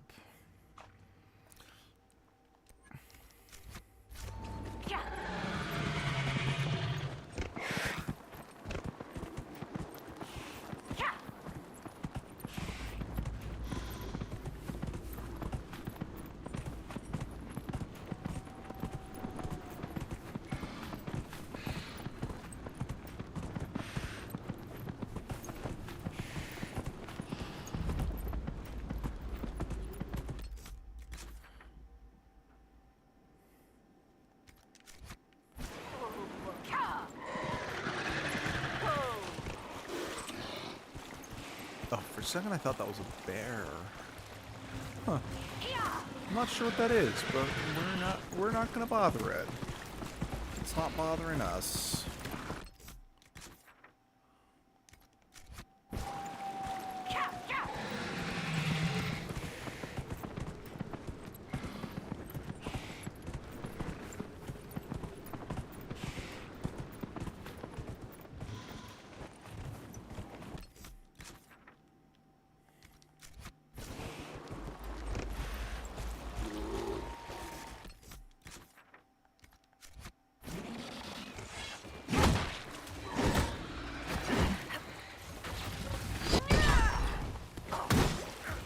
Well, it seems that that bear had other ideas and didn't want to leave that thing alone.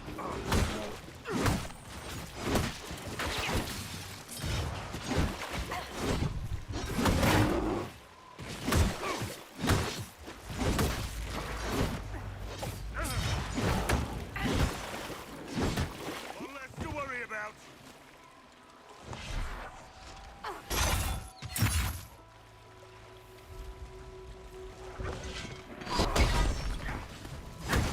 Souls, the damn thing is right behind you. Just let it pounce on you. You're hot, but you're kind of dumb too.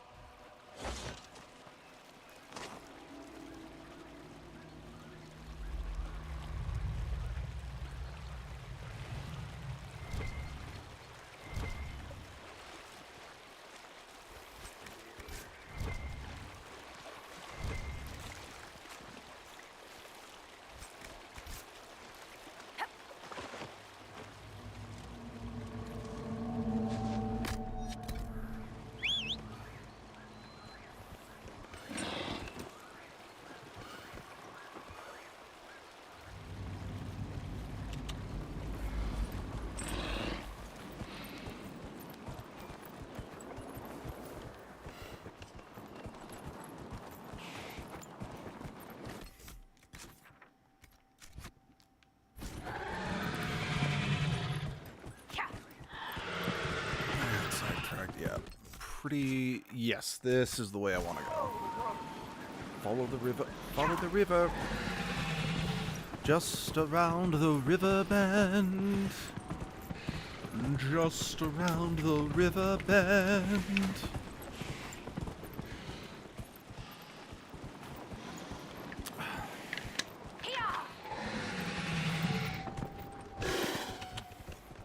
So many bears.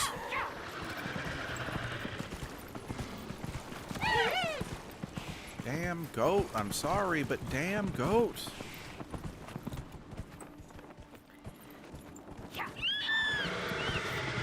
Alright, that one was on me.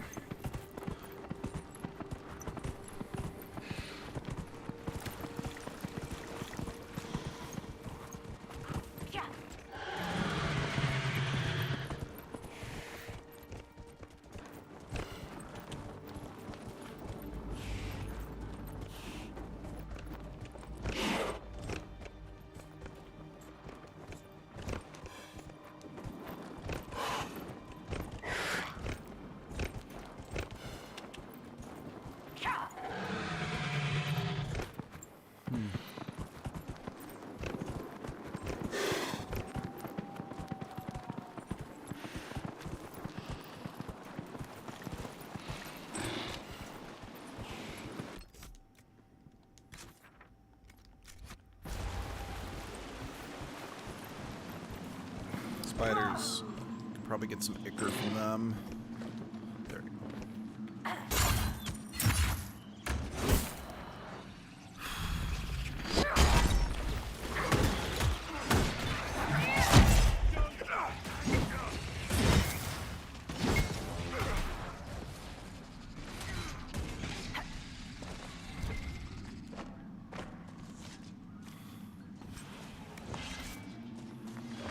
You have seen a great deal of battle.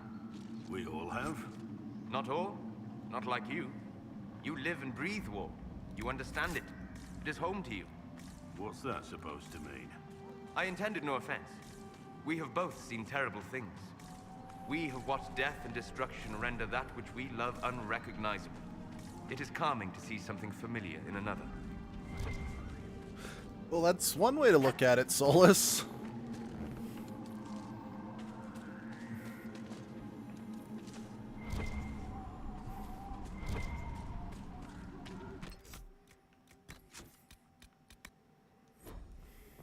Sense elven magic somewhere nearby.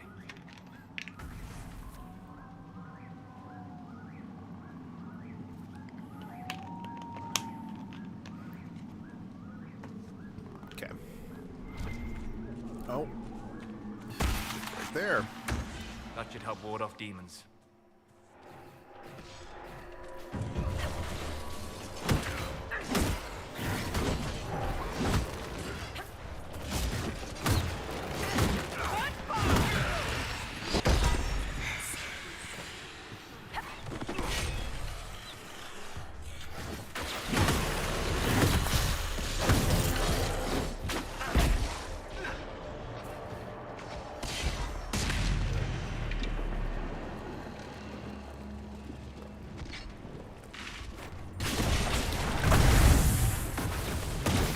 Switch to Solus to activate the phase fire.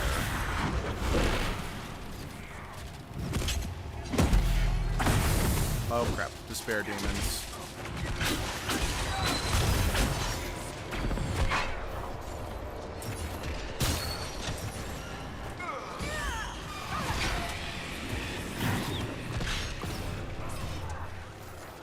Yeah, I'm really glad that this game they added in, like, you can help your companions up. Because that was always frustrating in the first two games of just, you happen to, you know, zone out for a second, or you just couldn't keep up with the fight, or just, the enemy just happened to get a lucky shot on the one person you had that had a resurrect spell. And there were way less people who could learn resurrect spells in the second game. Then get fucked.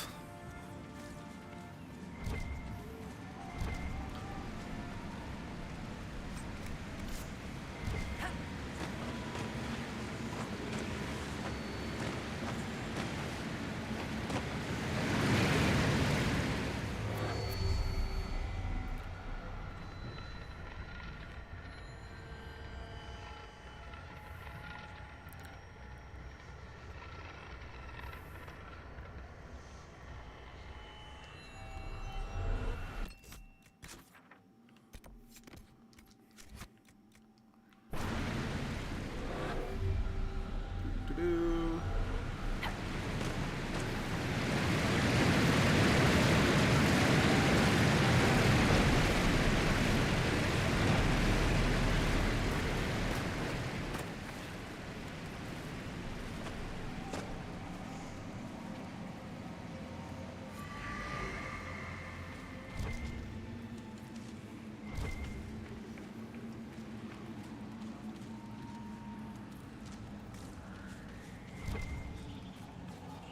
Good, more ichor.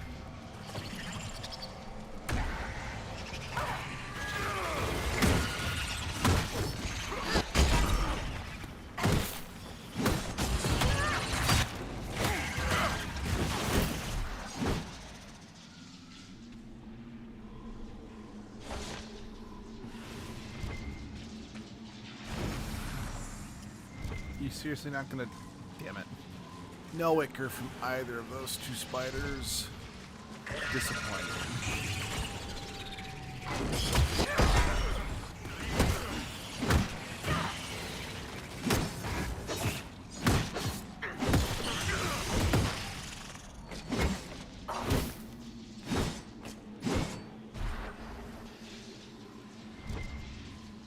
Icker.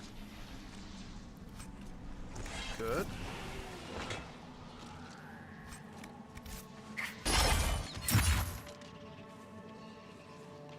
Come at me, bro.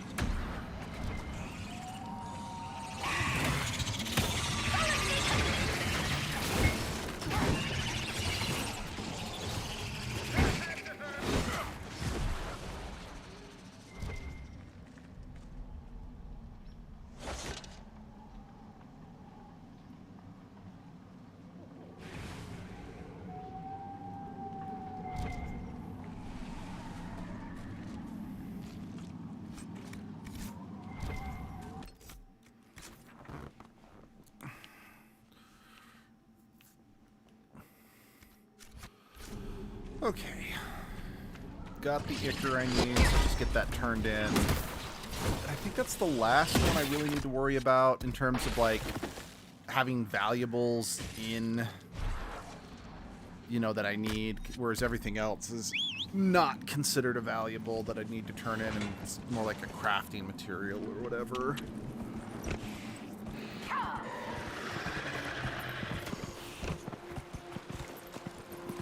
It's not that long.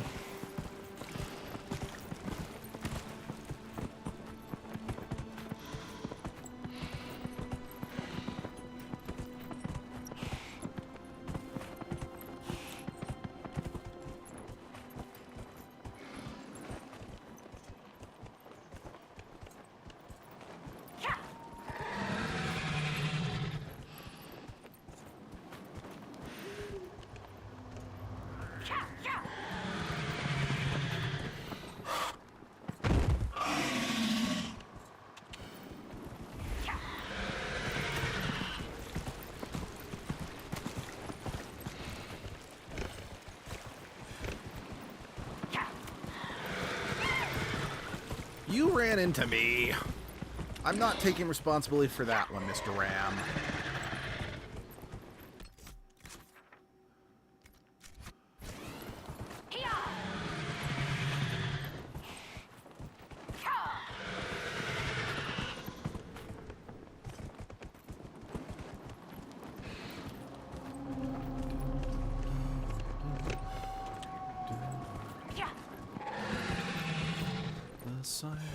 Sorry, don't mind me. I've got music in the brain. And ironically enough, it's not one of the songs I listened to last night.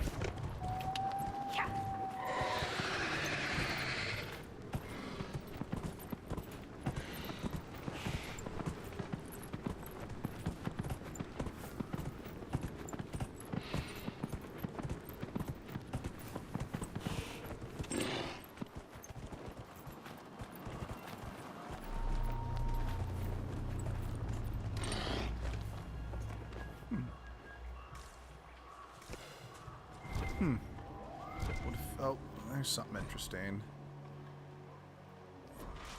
Okay. As long as there's something here, this is too specific having a camp site to just be set decoration, you know?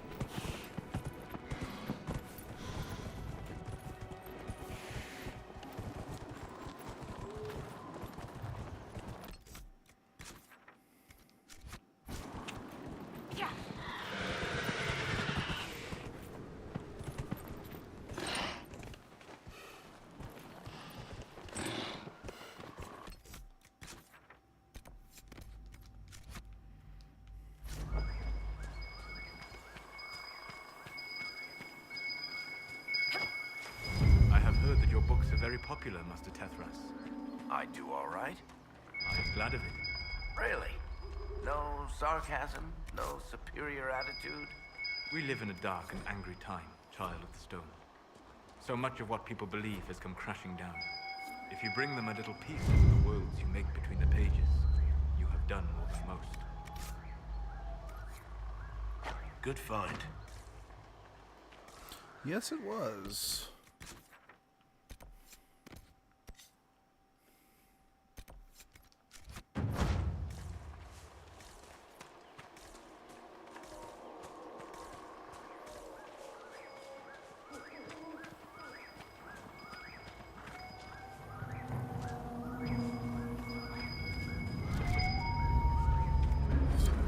The Wardens must have moved on. They're searching for someone. On warden business, maybe? Secret missions or whatever it is they get up to when there's no blight.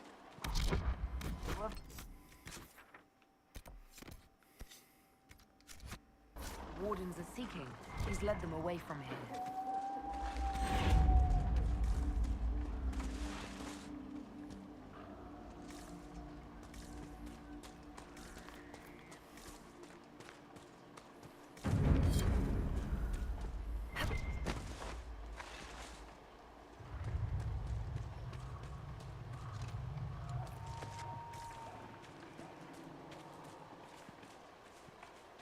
We could make camp here?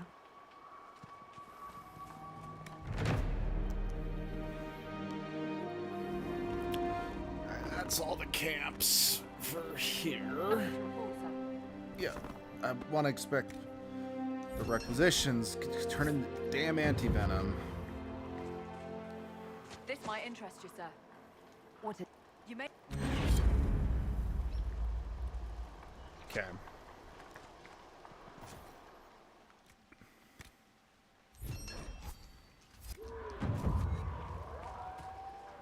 Dispatch for you. What is it? This may be worthwhile.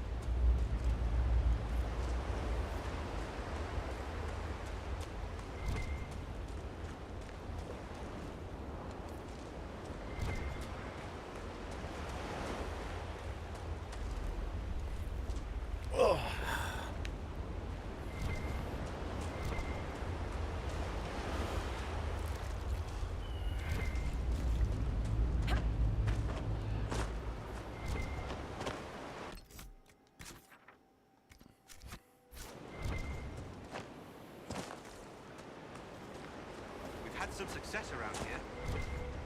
That's good. That chest just doesn't seem like a practical thing for you guys to be hauling around like that, though.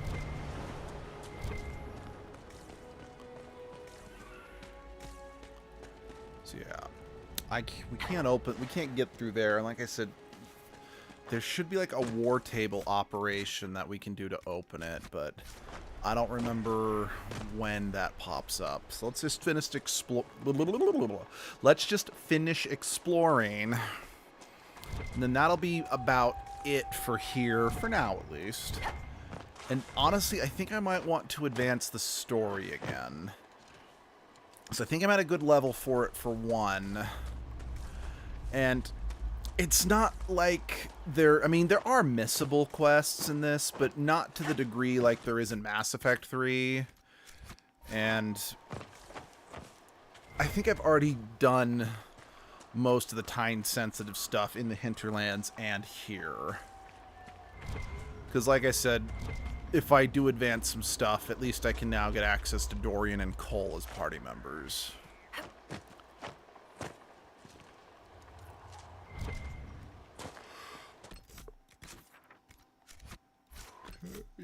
Alright, let's head back to Haven.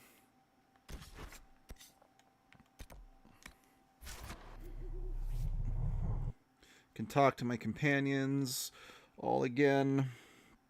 See if they've got anything new for me.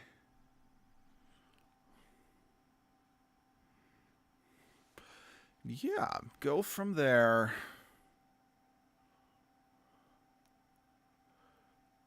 I also pass out the equipment.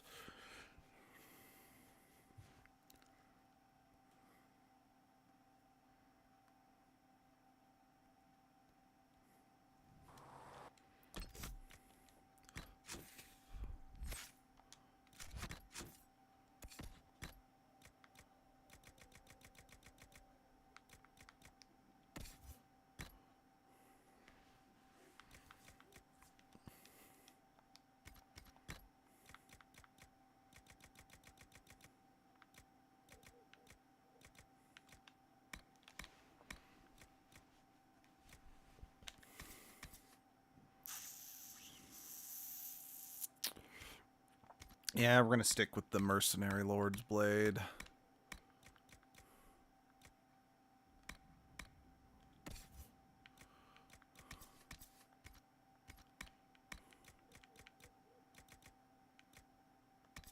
That's a knife.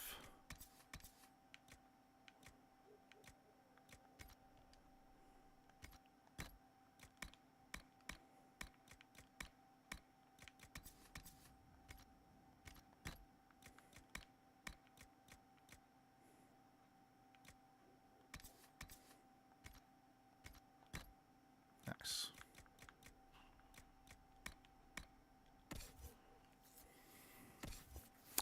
Fuck you, bitch.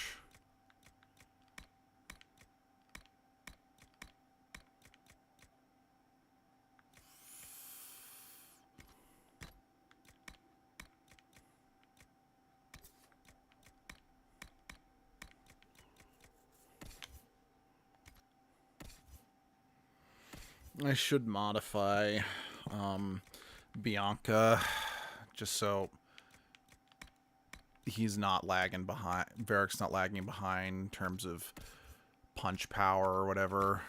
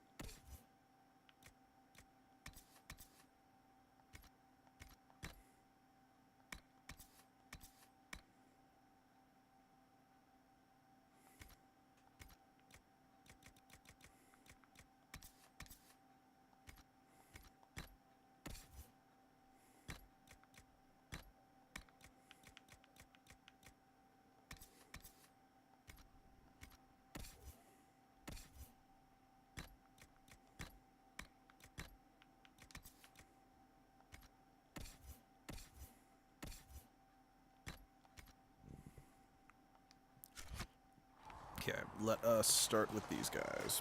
Boom. Do you need something? No. Another. Yes?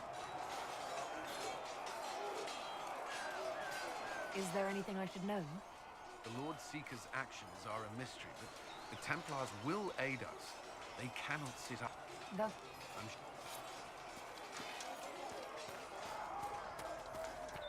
Hey, Krem. What can I do for you? Well, How's it going? I'd like to know more about your work with the Ben Hasrath. Ben Hasrath is actually a general term. You've got the secret police who investigate problems inside our territory. You've got the re-educators who take people with problems and fix their minds. Or make them disappear. And then you've got the spies. Ah, I'm dropping shit. And you're a spy. Close. I am now, I suppose. But that's not how I started. They sent me to Saharan because they needed someone who could fight and hunt down problems. That whole island was a sack of cats. Incursions from Tevinter, Tal Vashath, and native rebels fighting both sides. And in the middle, me, trying to wrangle the rebels and restore order.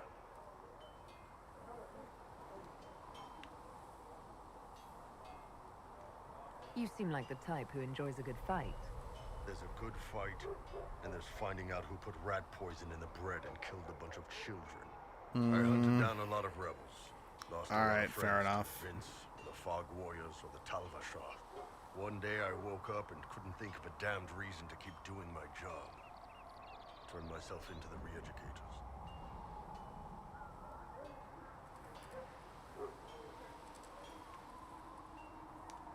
You'd heard what the re-educators did to their prisoners.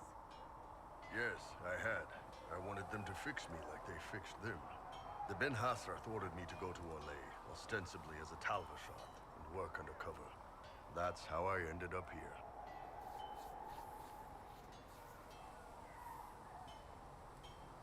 That's, damn. You did ask. Anyway, nice talking with you. Yeah, I like talking to Iron Bull, but not... all's well. How are your charges? Well supplied? Haven is groaning under the weight. It wasn't built for this, but we'll make it serve. Heard anything worth noting? Too busy to hear things, and that's how I like it. Okay. Farewell. Ma- Didn't think so. Yeah, we're gonna change my mount. Inquisition? Cause, oh. Sorry, wasn't trying to... I wasn't trying to bother you again. Inquisition? Hey, Blackwall. Researcher Menave believes these notes could assist you. Inquisitor? No. Alright, let's... I don't... Barrack.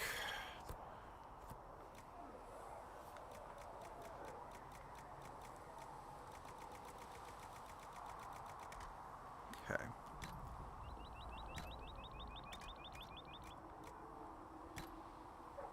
Okay, I might need to craft some then.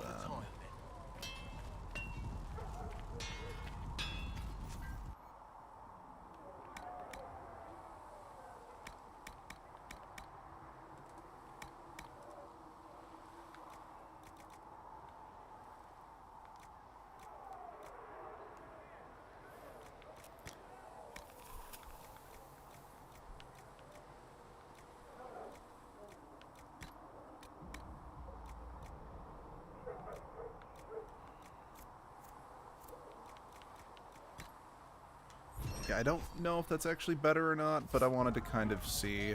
Looks fine. Let's see, modified weapons.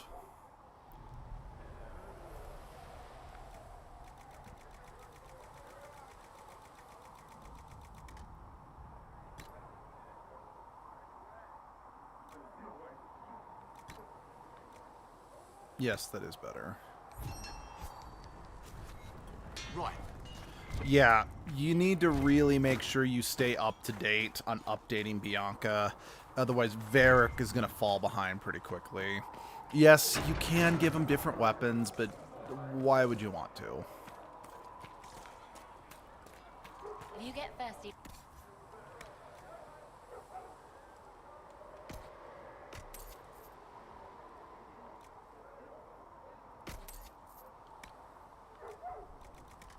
I just might, my dear.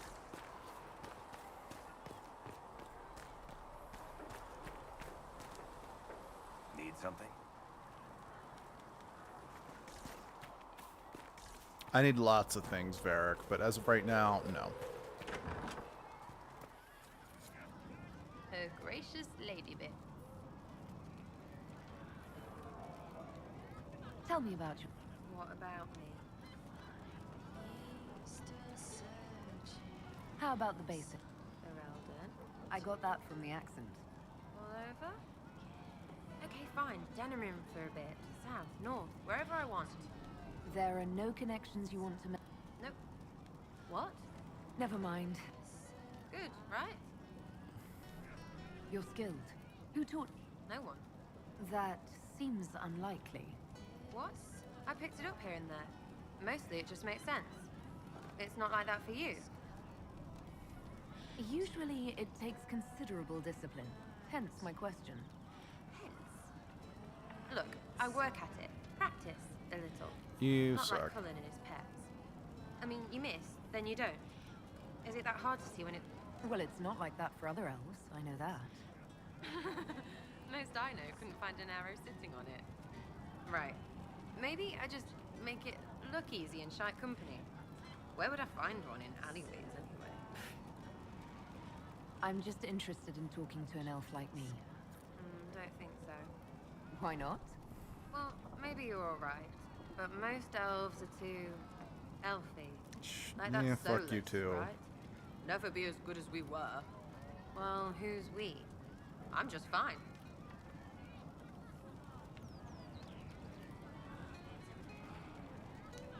I think there's more to it than that. A few thousand years more. Hey, someone wants to be angry about old debts, be angry. Be a terror that never lets an enemy forget. But if you're digging it up so you can wear it, that's just weird. I mean, you Dalish don't really know. You have stories, but that's all they are. It's all fancy dress, not history. Look, We'll talk later. as someone who does not like how people use tradition as a justification for treating others terribly, I don't really get that from Sarah. She's just a judgmental bitch. We'll talk.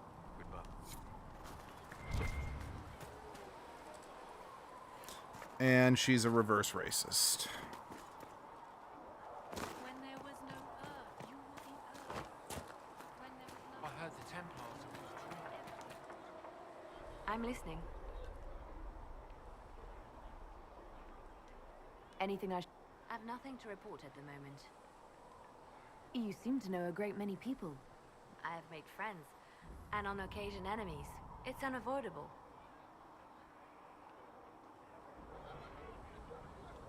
You seem to know Josephine quite well.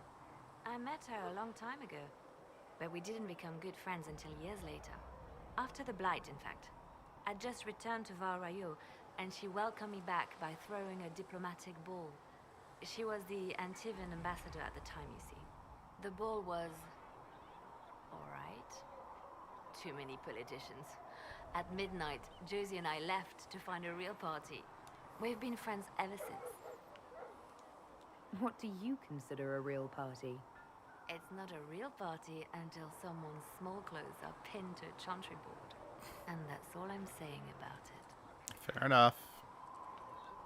You have a history with the warden who entered the Blight, don't you? We were in love. Even in the midst of all the chaos, I was happy. Truly happy. And then she... I'm sorry. I'd rather not talk about this. Did the wrong world state get ported over? Because Liliana was not in a relationship with Edgelord.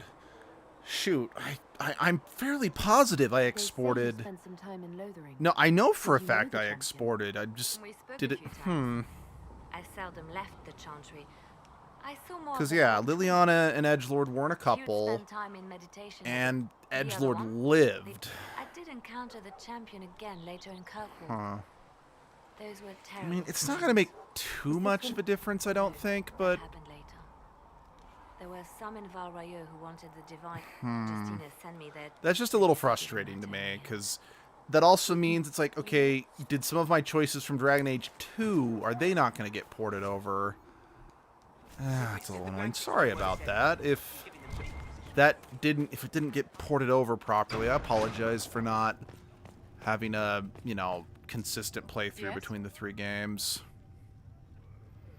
That is definitely the downside about, because like in Mass Effect 1, 2, and 3, all 3 games released in the same console generation. And while this one did also release on the 360 and PlayStation 3, the fact that it was also released on the next gen of consoles meant that like we can't just rely on porting data directly, So they did the Tapestry, and for the record, I think the Tapestry is a great idea. It just came with its own set of problems. Okay. Okay. Okay. I'm pretty sure I need to start working towards that. I just want to double 100% confirm.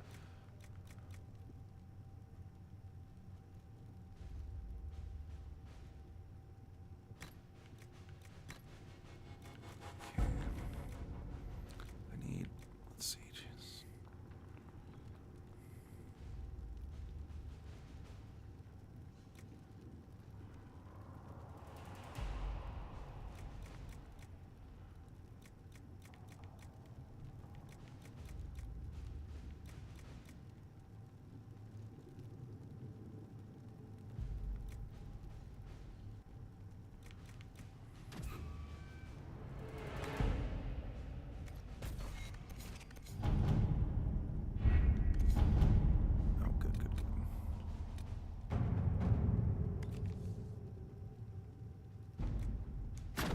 Work? Okay. All right. Jeez. I hate to do this again, but just the amount of caffeine I've had to knock back. I'm going to take just a quick 1-minute break, and then we're going to start the next part of the story. Oh. Hey, Dispenser, how's it going? Again, I will be right back in 1 minute, and then we can keep chatting. Give me just 1 second.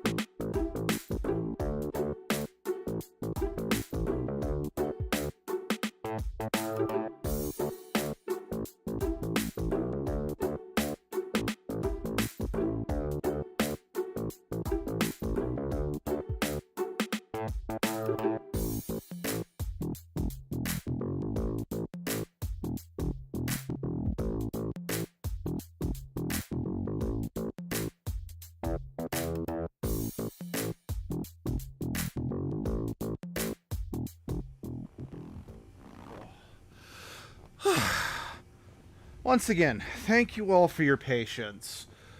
Ugh, my body is just really out of whack right now because of my sleep issues, so my body just randomly decides, hey, take care of me. We don't have the manpower to take the castle. Either we find another way in, or give up this nonsense and go and get the Templars. We're not going to get the Templars. Is in the hands of the Magister. This cannot be allowed to stand. Testify. The letter from Alexia. Also, how you doing, from the Dispenser? Herald of Andraste by name. It's an obvious trap. Isn't that kind of him? What does Alexius say about me? He's so complimentary that we are certain he wants to kill you. Oh, yeah. Not this again. Redcliffe Castle is one of the most defensible fortresses in Ferelden. It has repelled thousands of assaults. If you go in there, you'll die. And we'll lose the only means we have of closing these rifts. I won't allow it. And if we don't even try to meet Alexius, we lose the mages and leave a hostile foreign power on our doorstep. Even if we could assault the keep, it would be for naught. An Orlesian Inquisition's army marching into Ferelden would provoke a war. Our hands are tied. The Magister... Has outplayed us. We can't just give up. There has to be something we can do. We cannot accept defeat now. There must be a solution. Other than the main gate, there's got to be another way into the castle. A sewer? A watercourse? Something. There's nothing I know of that would work. Wait. There is a secret passage into the castle, an escape route for the family. It's too narrow for our troops, but we could send agents through. Too risky. Those agents will be discovered well before they reach the Magister. That's why we need a distraction. Perhaps the envoy Alexius wants so badly. While they're focused on Llewellyn, we break the Magister's defenses. It could work, but it's a huge risk. Fortunately, you'll have help. Hey, Dorian. This man says he has information about the Magister and his methods, Commander. Your spies will never get past Alexius's magic without my help. So if you're going after him, I'm coming along. I have no problems with The plan this. puts you in the most danger. We can't in good conscience order you to do this. Who said anything about Still ordering go it? after the Templars if you'd rather not play the bait. It's up to you. Yep. This is what we're going with.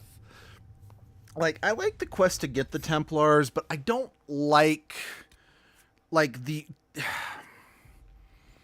changes it has on the world as a whole and the story. I don't like. Like, I prefer the quest to get the Templars, but I don't like everything else that happens in the game if you do get the Templars, if that makes sense.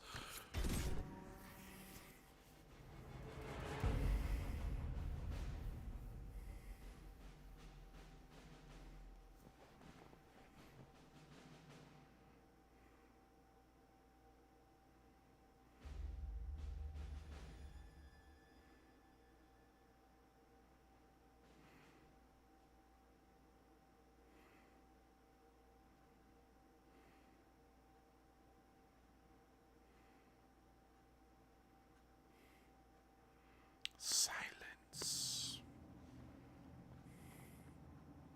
I just realized I'm still wearing that dragon armor. I haven't gotten anything better. The Magister's invitation was for Mistress Llewellyn and no one else. You lot wait here. If my friends can't enter, then I won't go in either.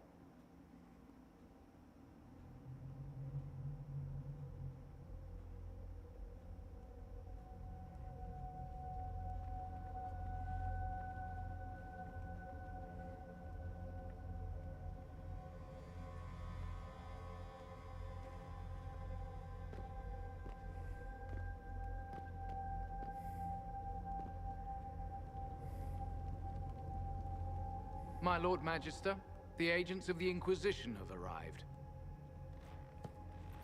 My friend, it's so good to see you again. And your associates, of course. I'm sure we can work out some arrangement that is equitable to all parties. Are we mages to have no voice in deciding our fate? Fiona, you would not have turned your followers over to my care if you did not trust me with their lives. No, she was desperate. If the Grand Enchanter wants to be part of these talks, then I welcome her as a guest of the Inquisition. Thank you.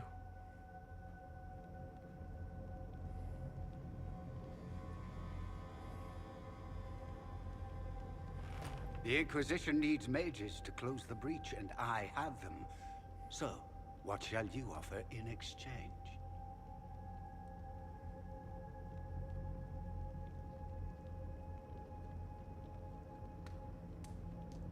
I'd much rather discuss your time magic. I'm afraid I have no idea what you mean. She knows everything, Father. Felix, what have you done? We made sure to disarm your trap before we came in. I hope you don't mind. I've yet to see your cleverness, I'm afraid. You walk into my stronghold with your stolen mark, a gift you don't even understand, and think you're in control. Yeah, more than a little bit. You're nothing but a mistake. Yeah, I get that a lot. What do you know about the Divine's death? It was the Elder One's moment, and you were unworthy even to stand in his presence. Father, listen to yourself. Do you know what you sound like? He sounds exactly like the sort of villainous cliché everyone expects us to be. Dorian, I gave you a chance to be a part of this. You turned me down. The Elder One has power you would not believe. He will raise the Imperium from its own ashes. That's who you serve. The one who killed the Divine. Is he a mage?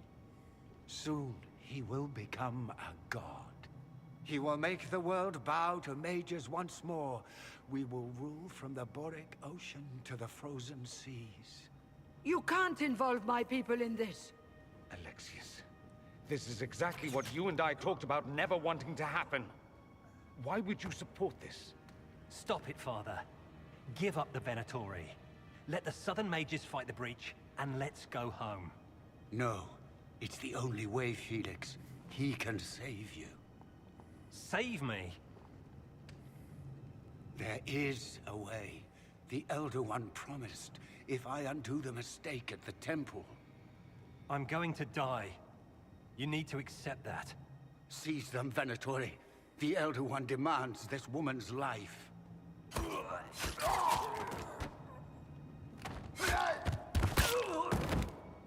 Your men are dead, Alexius. You are a mistake. You should never have existed.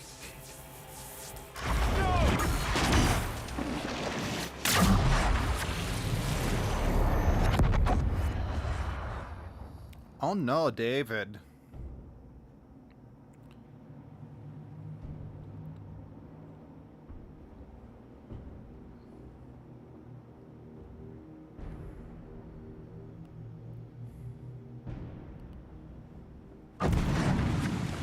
Blood of the Elder One. Where'd they come from?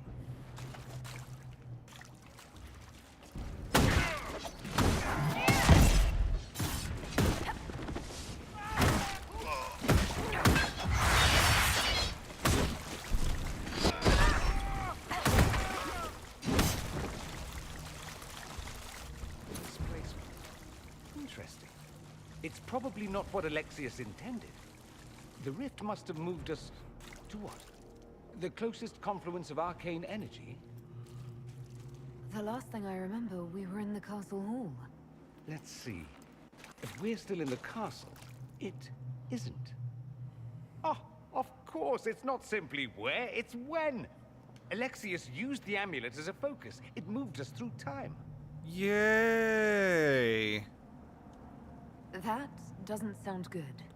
It sounds terrible. Depending on when we are and what happened while we were away.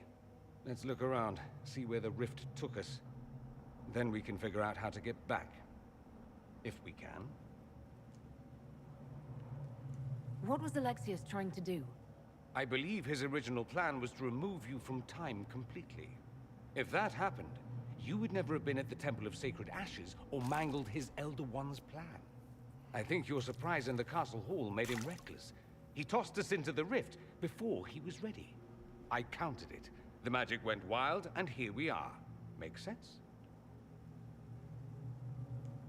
It just seems so insane. I don't even want to think about what this will do to the fabric of the world. We didn't travel through time so much as punch a hole through it and toss it into the privy. But don't worry. I'm here. I'll protect you. Sounds good. There were others in the hall. Could they have been drawn through the rift? I doubt it was large enough to bring the whole room through. Alexius wouldn't risk catching himself or Felix in it. They're probably still where and when we left them. In some sense, anyway. Alexius mentioned an Elder One in the hall. Do you know who he was talking about?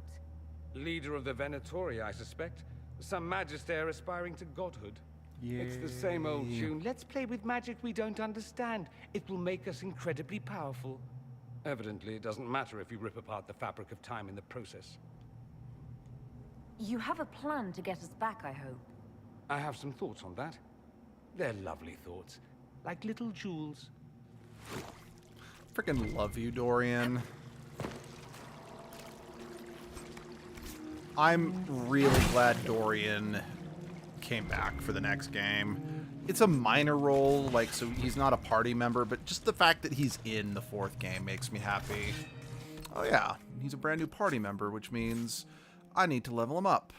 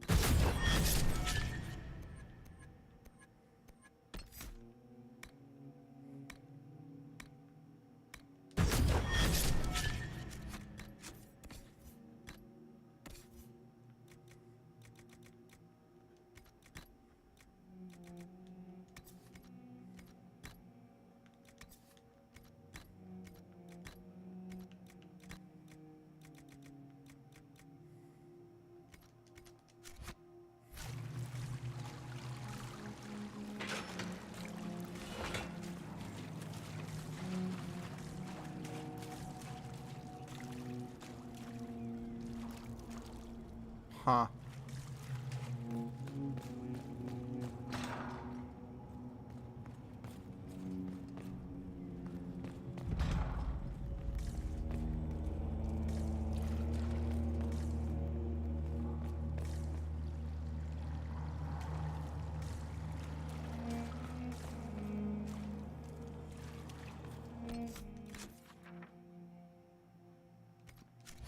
All right, double back. Yeah, I don't know if there's anything the other way or if it's just treasure, but I can't come back here, so I want to make sure that I check, you know? Actually, I don't even know if I can go this way. Alexius has made a dreadful mess of this place, hasn't he? I didn't see this part of the castle. It was covered in the tackiest carvings of wolves and dogs I'd ever seen. This is not an improvement. Okay. Yeah, just some treasure, but treasure's good. Especially since money is not unlimited in this game.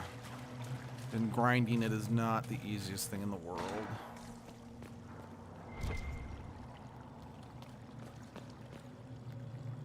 Andraste blessed me, Andraste blessed me.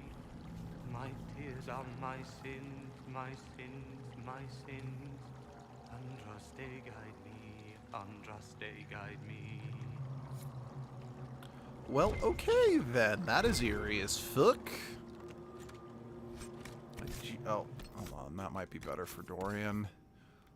I doubt it, because, yeah, he's got DLC armor on right now.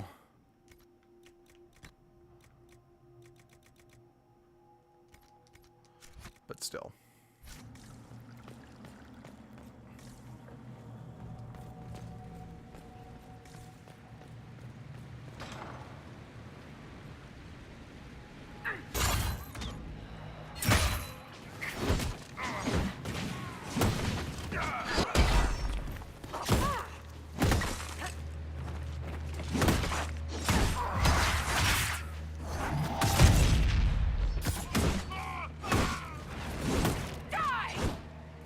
Peace be the journey, bitches.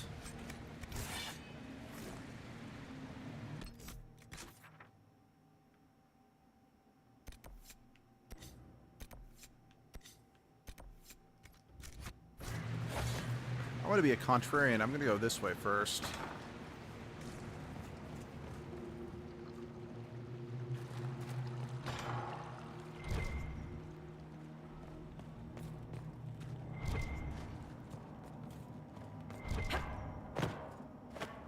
Come on. Open the damn chest. Thank you.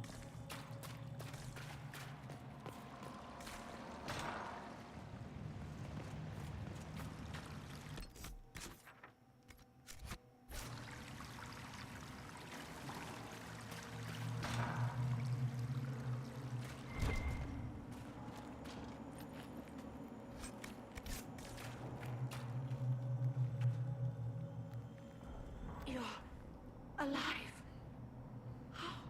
I saw you disappear into the rift.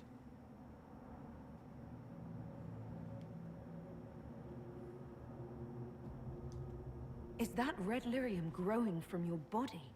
How? The longer you're near it, eventually you become this. Then they mine your corpse for more. Can you tell us the date? It's very important. Harvest Mir. 942 Dragon. 942? Then we've missed an entire year. I must have missed out on a lot during that year. You must beware. Alexius serves the Elder One, more powerful than the Maker. No one challenges him and lives. I've never fought a god before. This should be memorable. Our only hope is to find the amulet that Alexius used to send us here. If it still exists, I can use it to reopen the rift at the exact spot we left. Maybe. Good. I said, maybe. It might also turn us into paste. You must try. Your spy master, Leliana. She is here. Find her. Quickly, before the Elder One learns you're here. Yeah, I'm trying to remember, again, based on what was we learned about the lyrium from the 4th game, why... Hold on, is there more down here? Lyrium is an infection. Maker, why is it coming out of the walls? Are you sure you want to find out? Like, yeah, why it's growing out of her like that, you know? Because again, Veilguard's still new enough. I don't want to spoil that game too much. But...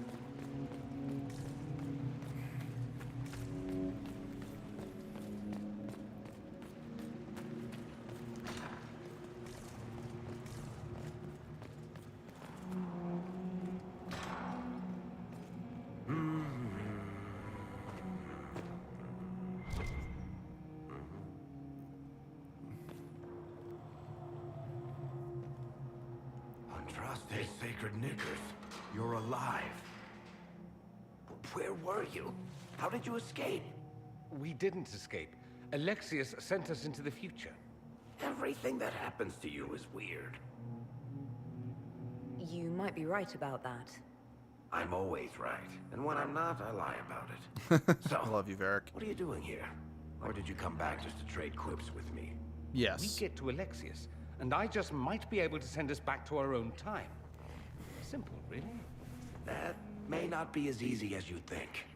Alexius is just a servant. His Elder One assassinated the Empress and led a demon army in a huge invasion of the South. The Elder One rules everything. What's left of it, anyway. Alexius is really not the one you need to worry about. Assassinations, invasions, and demon armies. I'm a little glad I missed all that. Yeah, you lucked out there. You want to take on Alexius? I'm in. Let's go. Yay, we got our sarcastic dwarf back.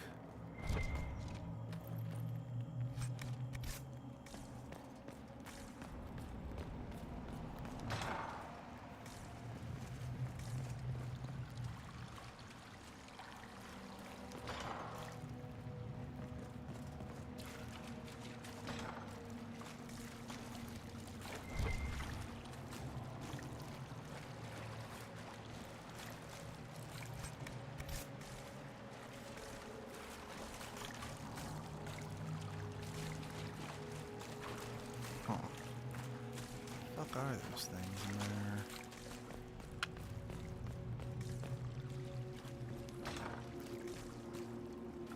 Is someone there?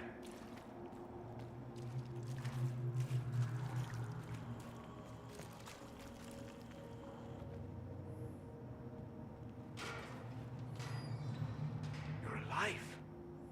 We saw you die. The spell Alexius cast displaced us in time. We just got here, so to speak. Can you reverse the process? You could return and obviate the events of the last year. It may not be too late. I'm glad you understood what he just said, because I'm not sure I did. You would think such understanding would stop me from making such terrible mistakes. You would be wrong. This world is an abomination. It must never come to pass. Yeah. We'll have to go up. I've heard the guards saying that Alexius barricaded himself in the throne room. Solus is definitely the character who understands the most about the world itself.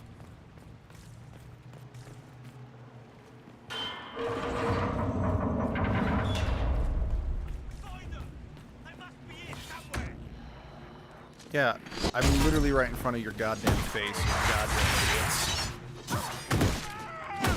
Goddamn muffin man. Get over here!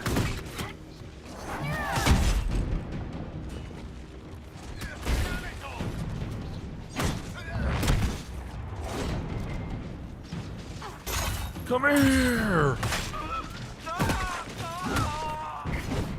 Well, it's nice to do something constructive for a change. We may not have much time. Let's find the Magister quickly.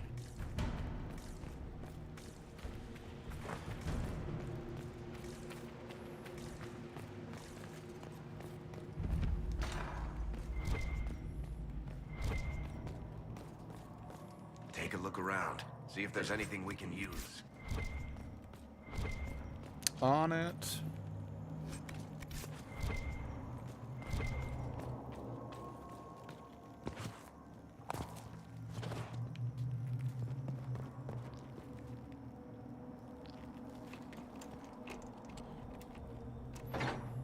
Thank you, Schnookums.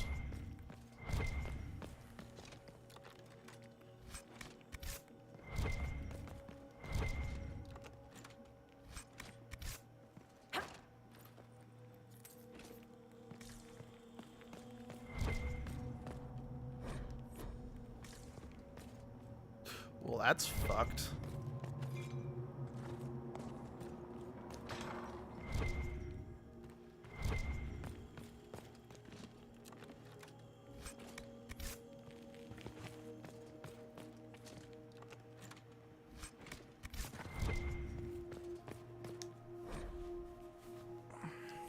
Yeah, that's something else, because like I mentioned earlier, while Redcliffe Village was recognizable from the first game, it still felt very different than how it did in the first game, and that is doubly true for Redcliffe Castle.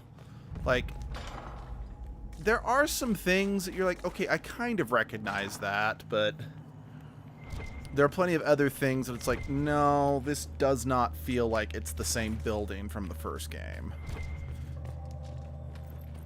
And I get it, it's because in the first game, Redcliffe Castle was only part of the Redcliffe quest and whatnot, so there was the battle in the village, then the infiltration of the castle, and then the final confrontation in the Fade with the demon. But this, the castle is the whole dungeon and whole set. I will die first. Or you will.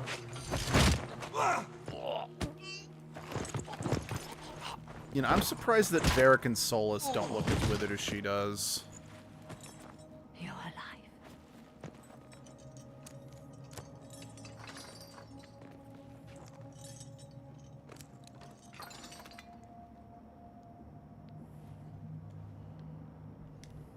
Well, that was impressive.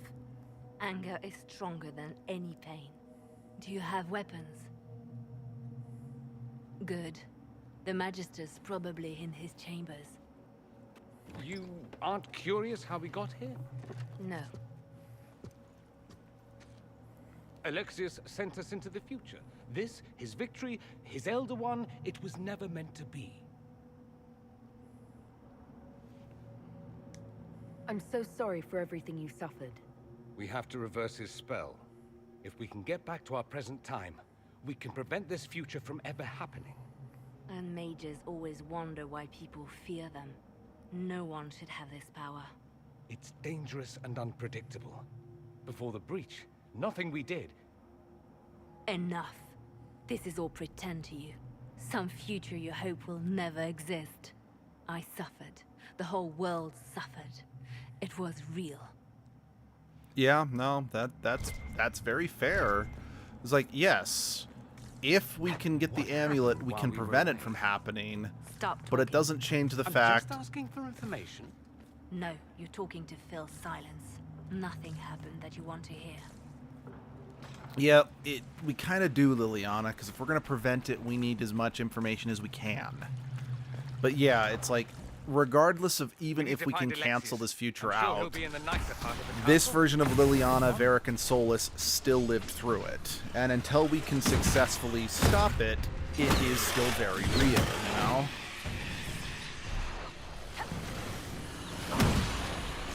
Again, I don't think Liliana is being particularly pragmatic in this situation.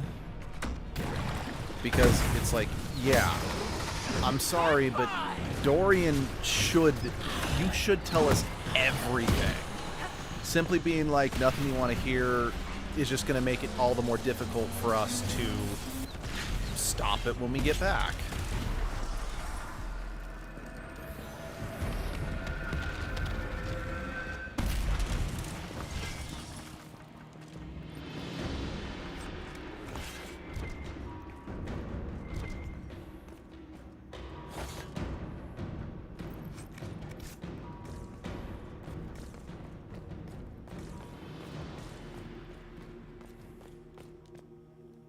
Alright, I gotta hold this for some reason.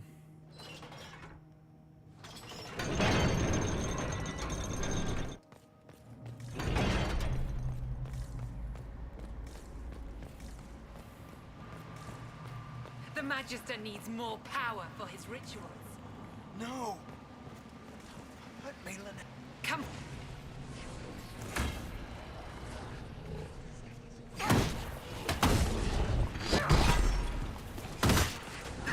Because, yeah, like this dock down here, this looks more like the underground area from the Awakening DLC.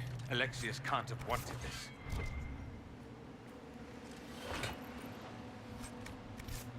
But at the same time, given that Redcliffe is a village on a lake, and Redcliffe Castle is, you know, built on a cliff overlooking the lake, it does make sense there would be a dock like this underneath it. I am just saying, just kind of once again, this doesn't feel like it's the same castle from the first game.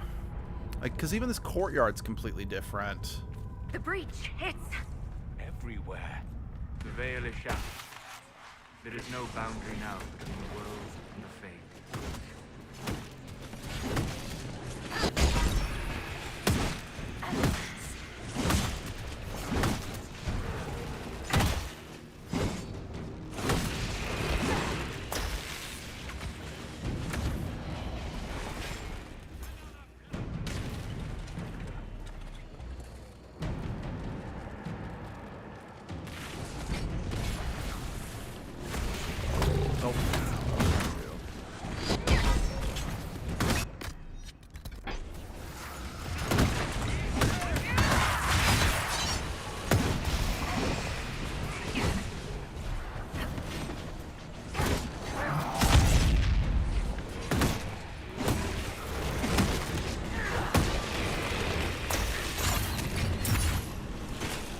There are too many things that are resistance to the chain, you know? It's like, I still think it's a very useful skill for fighters to have, or for warriors to have in this game, but it doesn't work on enough enemies. There needs to be, it needs like some other effect, you know?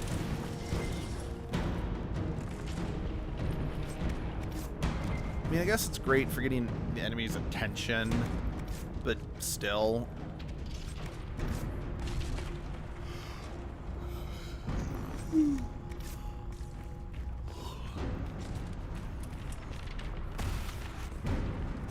Wow. 2 rifts right next to each other.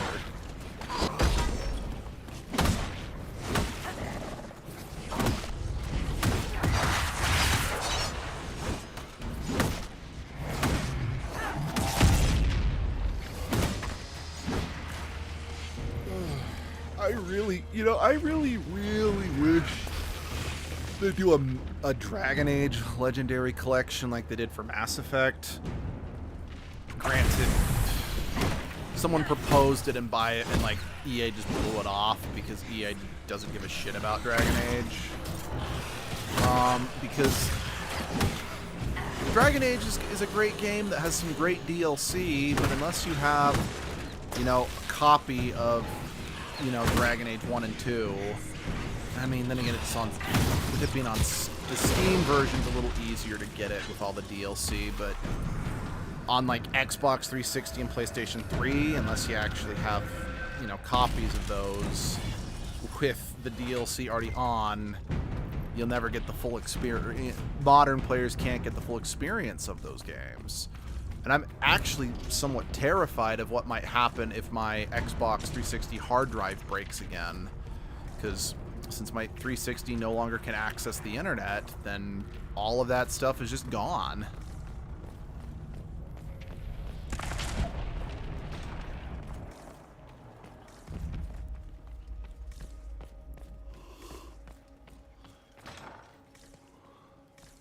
I am not a child. What?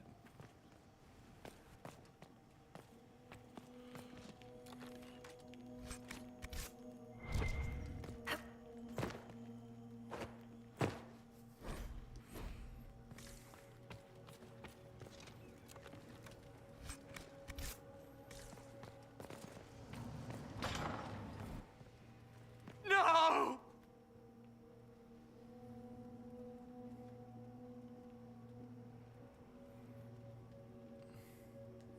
Connor! It was an act of courage. He knew there was no other way to resist. Where's... What a terrible waste. Where's Connor? What happened? Like, what was actually supposed to have happened?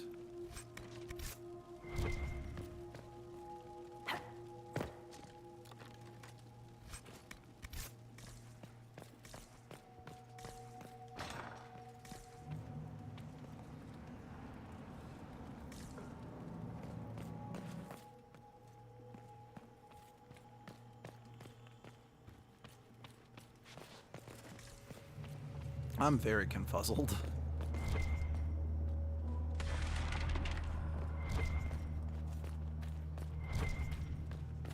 What became of Felix? Do you know? Yes, I know. And you're not going to tell me? You'll find out soon enough.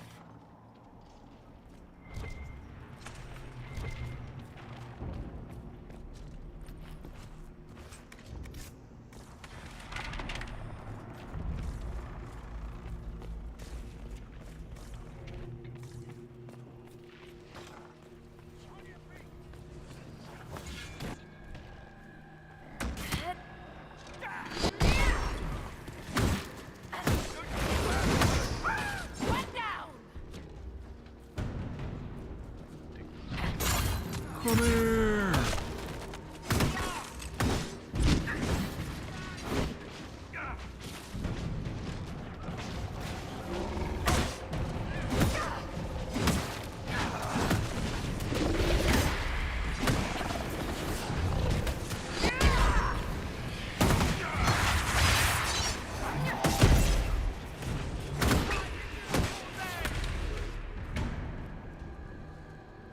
Is that everyone? Is part of Wave 1?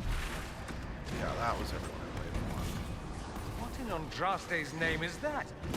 Hold on to it. I want to look at it later.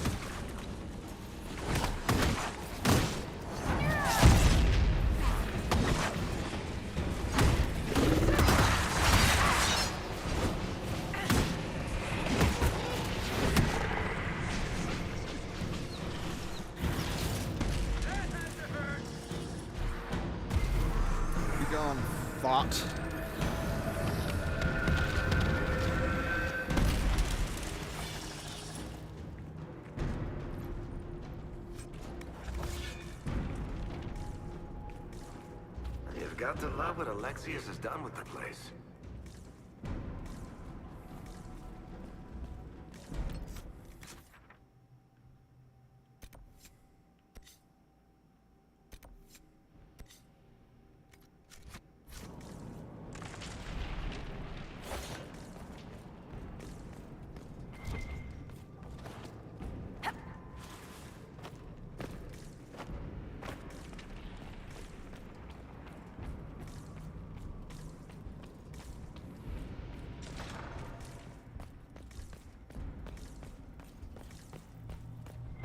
Are they praying?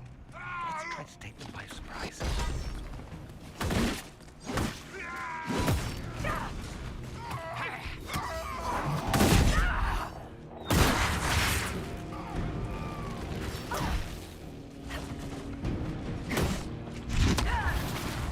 Oh, crud.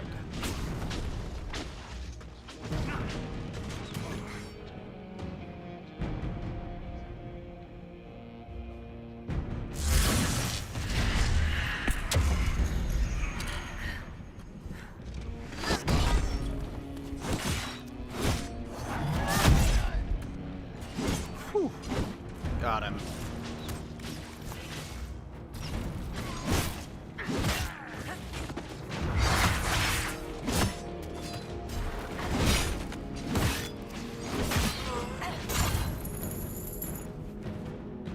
Venatory severance package stinks.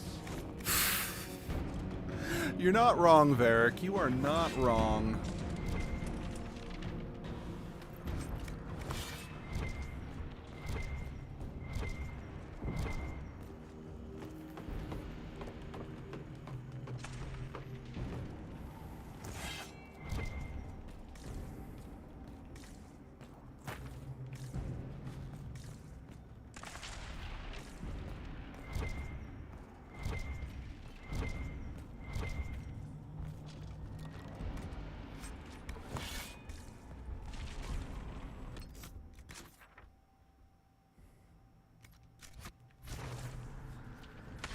Out of my way, Liliana.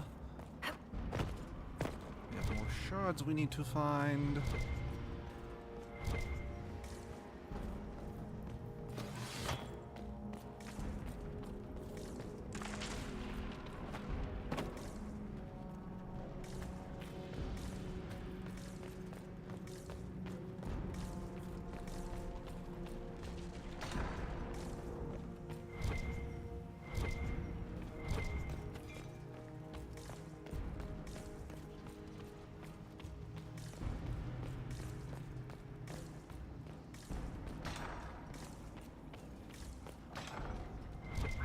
Damage did Alexius' spell do?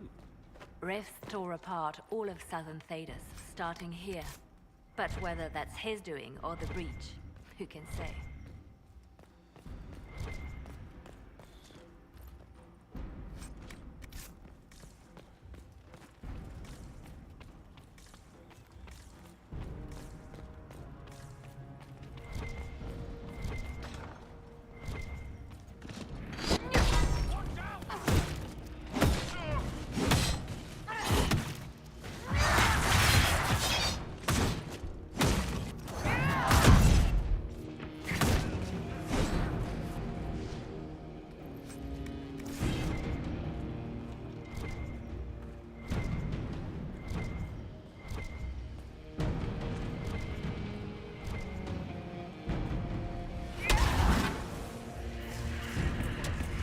Okay, I deserve that.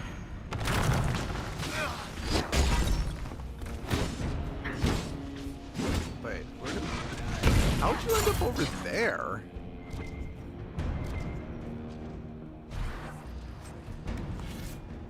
Just two more? Okay.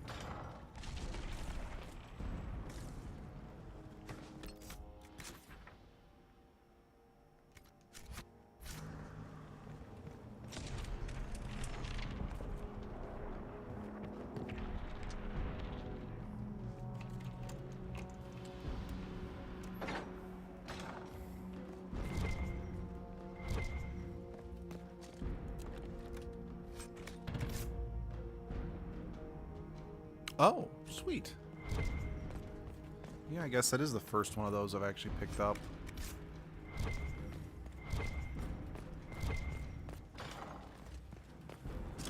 They haven't noticed us yet. Good opportunity to look for higher ground. Yeah, I mean, I ambushed them, that's what matters. But, I'm no Obi-Wan Kenobi. I don't know how to properly make use of the high ground. God damn it.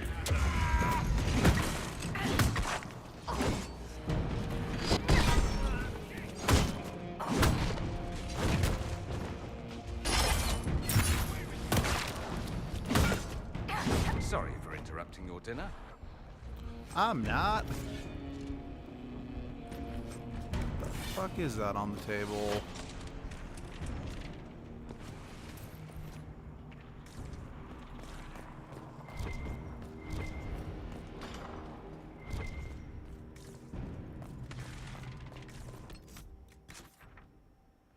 Oh, no, this is forward. Let's go back and finish looting, and then we'll go this way. I thought for some reason there would be like a door over here. No, there's not.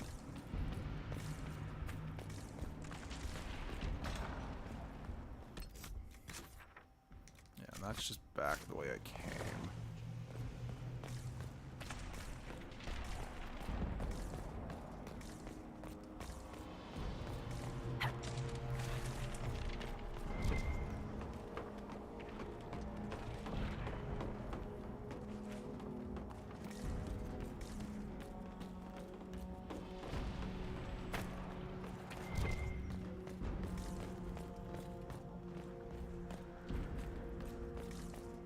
What happened here? Somebody had very questionable taste.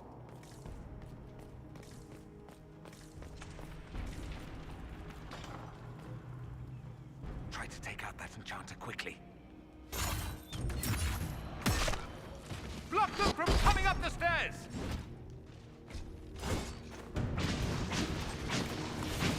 Let's head back to the main hall. I know how we'll open the door.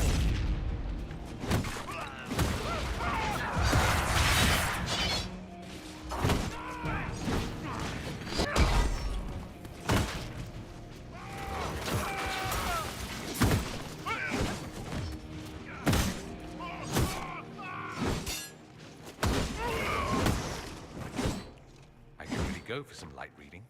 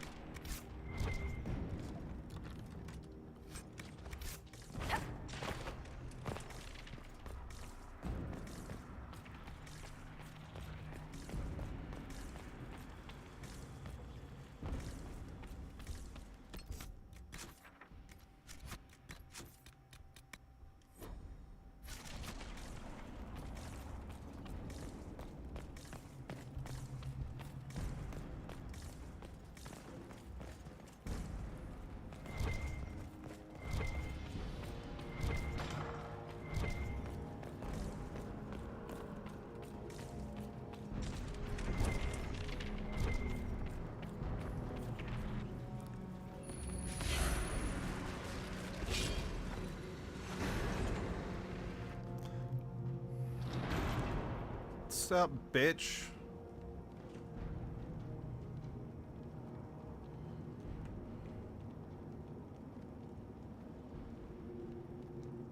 I was worried I'd have to search the whole castle for you, Alexius. Technically, we did. There's no longer anywhere to run. I knew you would appear again. Not that it would be now, but I knew I hadn't destroyed you. My final failure. Was it worth it? Everything you did to the world, to yourself. It doesn't matter now. All we can do is wait for the end. I'll admit, I expected a bit more fight out of you. Alas, I am not the foe you remember. All that I fought for, all that I betrayed, and what have I wrought? Ruin and death, that is nothing else. The Elder One comes for me, for you, for us all. Felix. That's Felix. Maker's breath, Alexius. What have you done? He would have died, Dorian. I saved him. Please, don't hurt my son. I'll do anything you ask. Hand over the amulet and we let him go. Let him go and I swear you get what you want. I want the world back. Yeah, fuck you, Liliana. No! I get where she's coming from, and she's very much in character. Like, so this isn't bad writing for the sake of a boss fight. But I am still gonna call her out because it's like, we could have got the amulet, but because it's all like, no, this is still my world or whatever, I'm still gonna say fuck you, Liliana, because you just made everything worse. Especially since it's not like Felix himself did anything. In fact, Felix tried to stop all of this. And yes, that's not really Felix, I get it, but still. Tell me again! Feel the breach.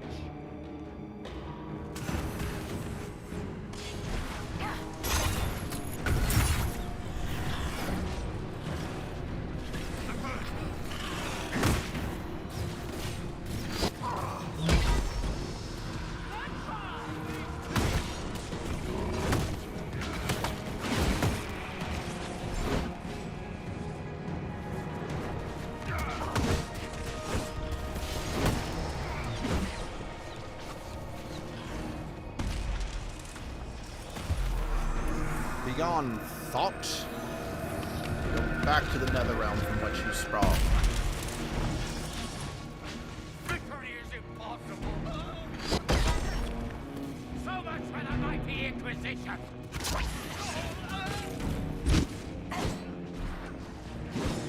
Frick these time circles. We both failed. Accept your death as I have. My thward. Eat my sausage. Ow. Oh, that was my face.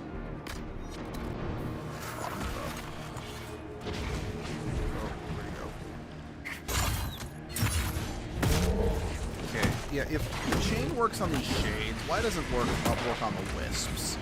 Because they're both ethereal beings, and the shades are a lot smaller, or the wisps are smaller than the shades. Oh, one of those things. Again, no despair demon, but still, those things, motherfucker.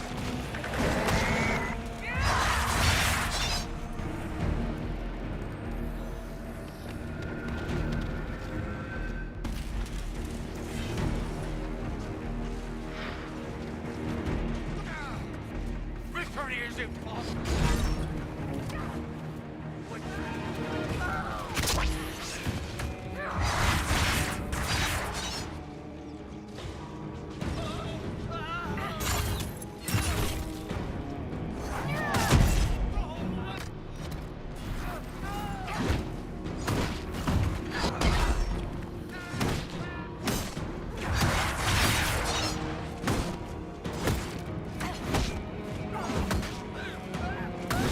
Victory is impossible.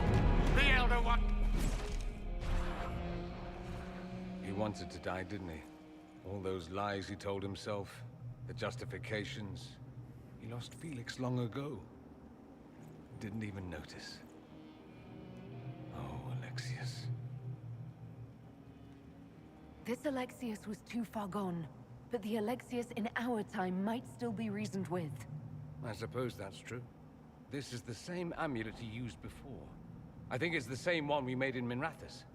That's a relief. Give me an hour to work out the spell he used, and I should be able to reopen the rift. An hour? That's impossible! You must go now!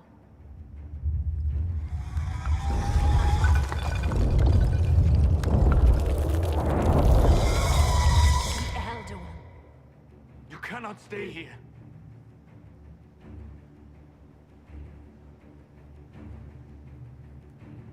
We'll hold the outer door. When they get past us, it'll be your turn.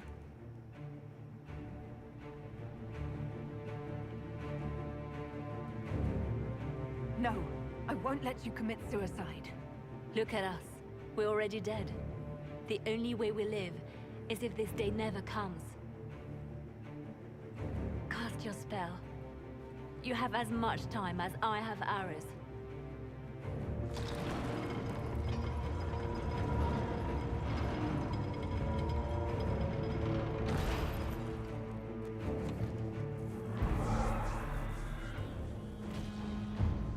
Though darkness closes, I am shielded by flame. Andraste, guide me.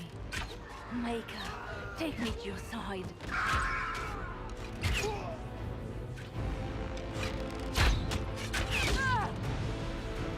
You move, and we all die!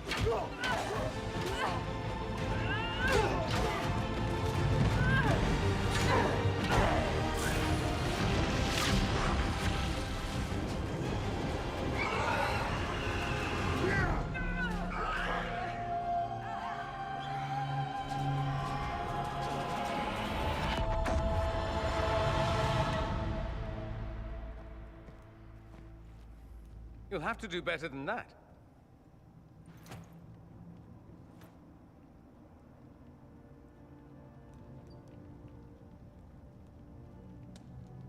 Put aside all claim to Redcliffe and we let you live. You won. There is no point extending this charade. Felix. It's going to be all right, Father. You'll die. Everyone dies.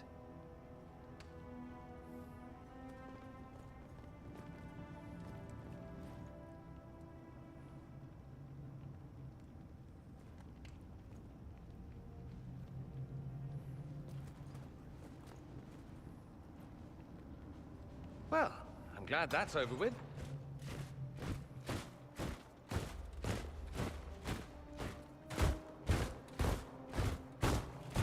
Where are your weapons? Or not.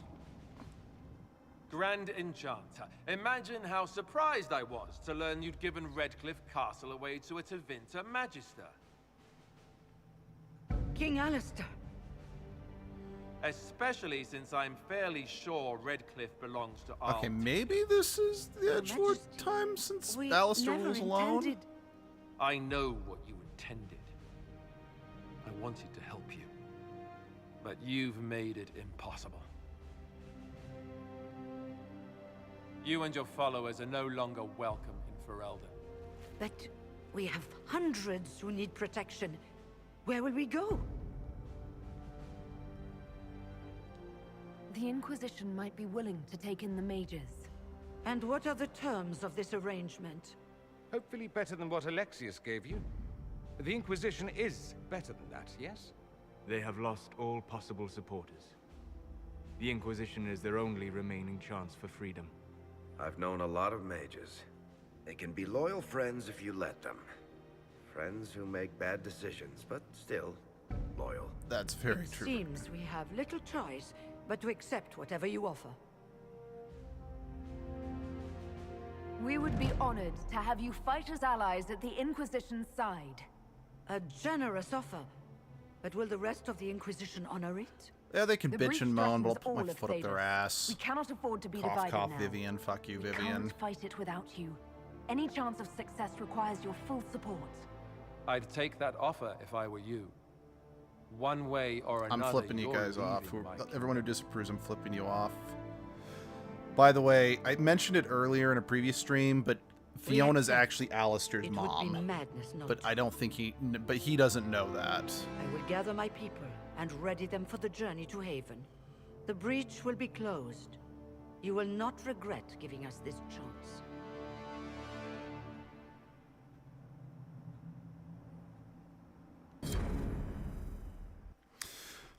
So,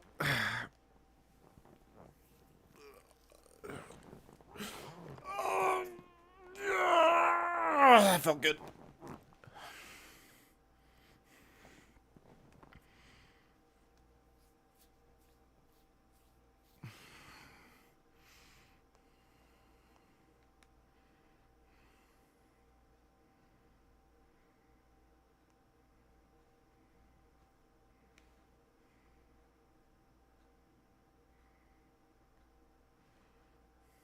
It's not a matter for debate.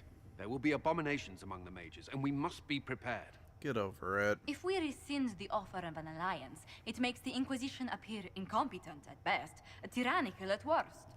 What were you thinking, turning mages loose with no oversight? The veil is torn open.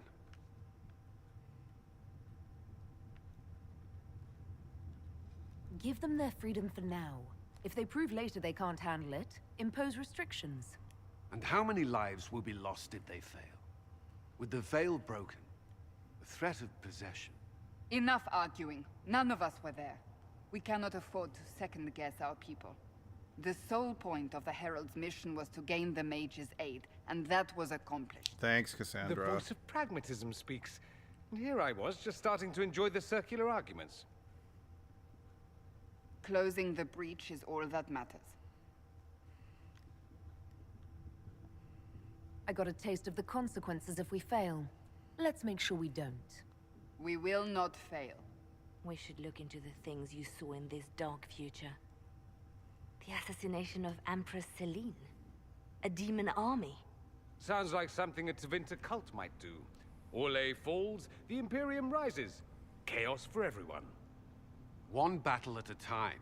It's going to take time to organize our troops and the mage recruits. Let's take this to the war room. Join us. None of this means anything without your mark, after all. And I'd hope to sit out the assault on the breach. Take a nap. Maybe go for a walk. What is it they say? No rest for the wicked. Meet us there when you're ready. I'll skip the War Council, but I would like to see this breach up close, if you don't mind. Then you're staying. Oh, didn't I mention? The South is so charming and rustic. I adore it to little pieces. Love you too. There's no one I'd rather be stranded in time with, future or present. Excellent choice. But let's not get stranded again anytime soon, yes? I'll begin preparations to march on the summit. Make her willing, the mages will be enough to grant us victory. Yeah, I still really don't know why there are those graphical glitches in the loading screens. It's not, again, it's not, you know, game breaking. The Inquisition appreciate. I understand you were instrumental in. It is well done. And I pray this Inquisition. We will try. In some way, magic should serve, but it does not tell us how to get there. So many times the methods of. Once you have sealed the. I love this woman. We shall see whether because this yeah, Inquisition it's so applicable in this day and age. You know, it's like just because Good day. people trying to achieve Who what is God she, wants, Ambassador? but go about it in such I awful thought we should reach out ways to the dwarves to secure lyrium for the Inquisition's that it mages. completely undoes the According spirit to of Lady why Gordon, you were supposed to it be raised doing the it. You ire know. of the Chantry. How? Access to lyrium makes us rather more formidable than anticipated. We're becoming a challenge. Sadly, the remaining Grand Clerics appear to be consolidating the Chantry's power instead of comforting the masses.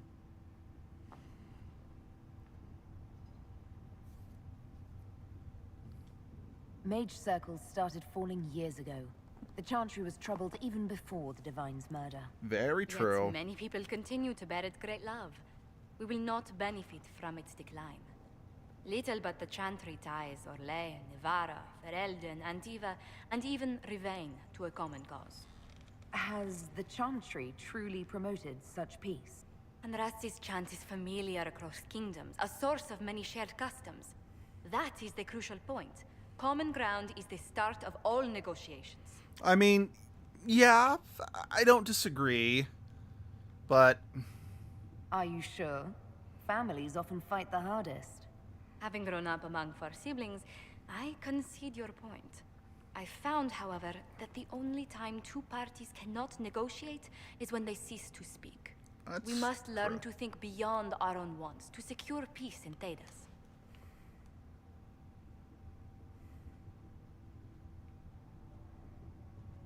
The Inquisition will have plenty of time for that between finding the Divine's murderer and sealing the breach.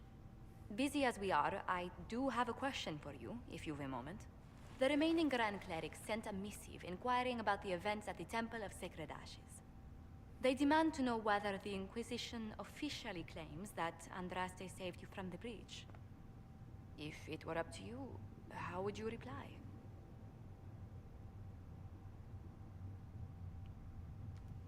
I'd tell the Chantry I was saved by circumstance, not divine intervention.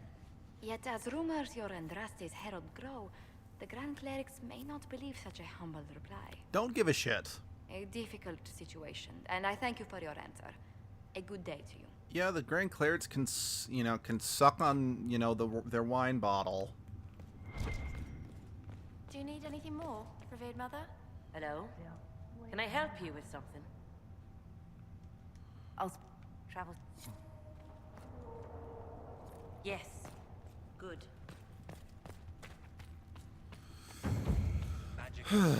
Sup, bitch.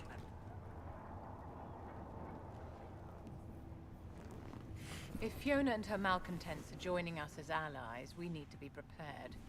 Abominations are inevitable. Cullen doesn't have enough Templars to handle incidents. Some of the rank and file need to be trained. Absolutely, fuck you. These mages joined us freely. We don't need Templars to contain them. My dear, I don't think you've grasped the magnitude of the situation. And I don't think you've grasped the fact that you were raised in privilege, you fucking... rushes out like floodwaters Don't through you... a shattered levee. Shut the In fuck up. You did not have to fully experience the oppression of the Circle, you entitled, sanctimonious bitch. How safe do you think our allies are? There has never been a greater threat to mages than the breach. Until it is closed, no one is safe. Which is precisely why we need their trust. When you say mages are a danger, are you counting yourself? Of course I am, my dear. Bullshit. Every mage who joins the cause is taking a calculated risk, whether they know it or not. You say you consider yourself a risk, but your whole attitude is, I know better, so fuck you.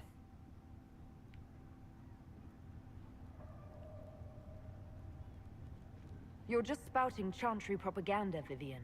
Yeah. My dear, what a world you must live in. Do you know how young mages are found? A little girl has a nightmare, and in her sleep, she burns her house down.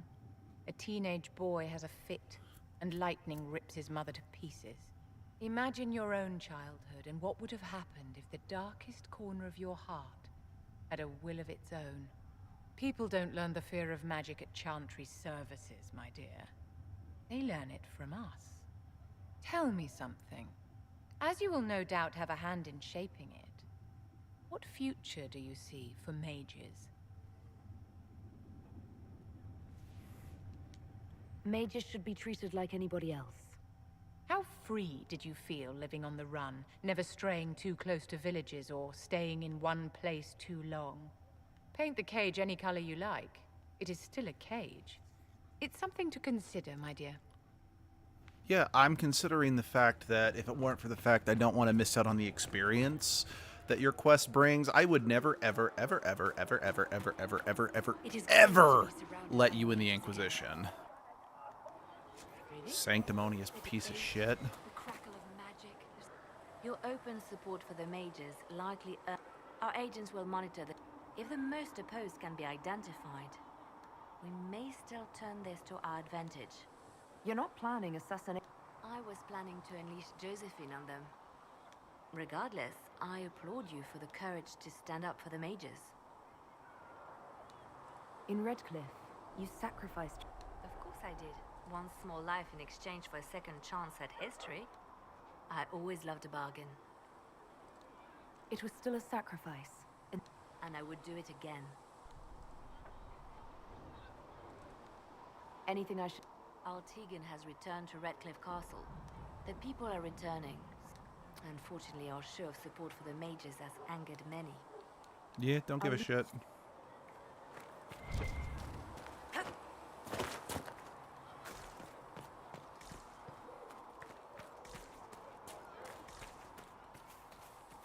Listen, I'm not saying that the Chantry doesn't do...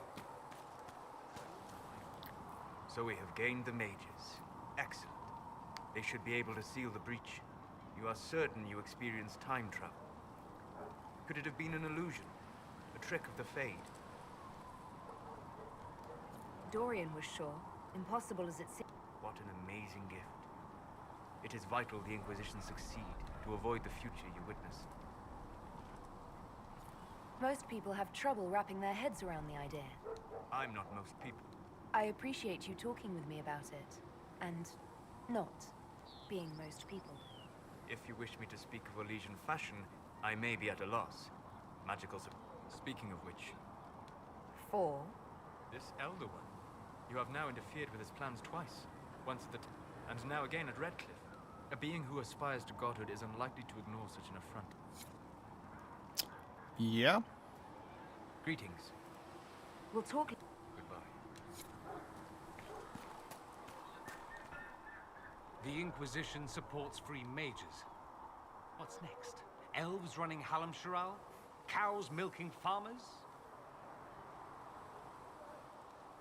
Give me time. I'm sure... I suspect that's untrue. Unless you strip yourself naked and allow the Chantry to flog you into repentance. Yeah, all right. That would surprise. I do wonder if you've considered what this support of yours will do. For mages and gems, the Inquisition is seen as an authority. You've given southern mages license to, well, be like mages back home. What would be wrong with that exactly? Nothing, at first. Thing is, the Imperium was once just like the South. Templars, proper circles, all that rot. Then it changed. Not that this is reason to oppress us. Still, my homeland should be a cautionary tale, not a source of inspiration. Fair. It occurs to me that Beyond my being a mage. Beyond that. And beyond my being so charming and well-dressed, which is obvious to anyone. Some more than others. Some people have superior... No. I am the scion of House Parvis, a product of generations of careful breeding and the repository of its hopes and dreams. Uh-huh. Naturally, I despised it all. The lies, That's Tevinter in a nutshell, isn't it? Needless to say, my family was not happy with my choices. Why would your family be upset? Because I rejected their idyllic plan. If they had their way, by now I'd be married to some unlucky girl from a... We'd live in luxurious despair, despising each other as I waited to take my father's place. I declined the honor, and thus it's best I'm far from home. Less of an embarrassment that way, you see? I'm getting the impression that you don't care. On the contrary, I care for my homeland a great deal. There's so much potential. Sadly, we squander it. We refuse to acknowledge how far we've fallen. That hits pretty close to home nowadays. I mean, that's the thing. Especially now, in this day and age. It's like, I'm not... I never tire of talking about myself. Have you gone to see it? Not yet, no. I saw him before they locked him up. He looked despondent, broken. I suppose the Inquisition will judge him eventually. I wonder if there's any... He hardly deserves it, but for Felix's sake. I can't help hoping there's... Because, like... Being an American right now, I absolutely still love my country, but I'm absolutely disgusted by the people in charge right now. Like, it is awful. It is beyond irreprehensible. So many robes. I bet all of Ferelden lost their coat. I'll just be the other side of Haven, just in case. These mages are here to aid the Inquisition. Don't worry. Sure, don't worry. Magic up there, magic down here. What's to worry about? I mean, yay, freedom. Great for them. Over there, away from me. I'll be back. Go on. Fuck you. Fix the door just like you asked, Flitter.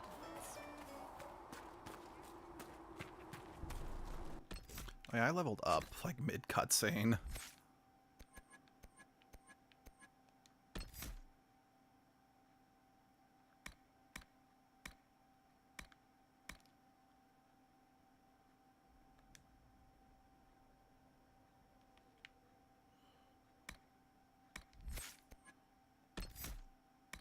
Right, I already upgraded that because that's why I could do the kick.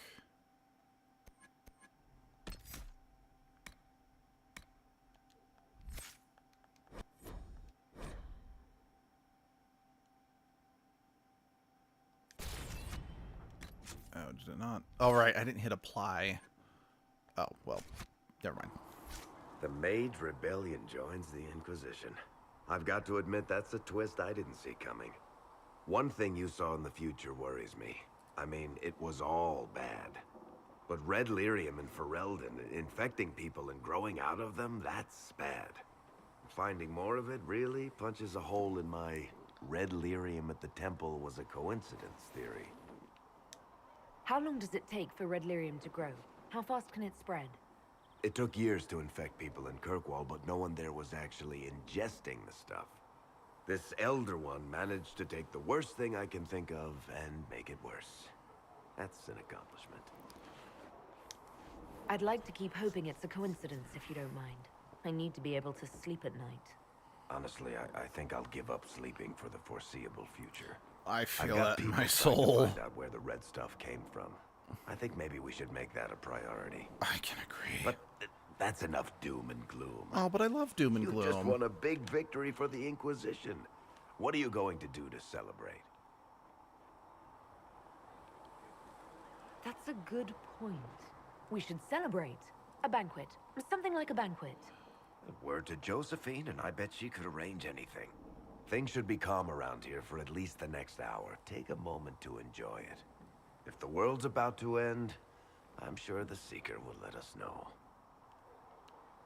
Yeah, you know what, I better, before I forget, let's, not character record inventory. Let's go through, oops.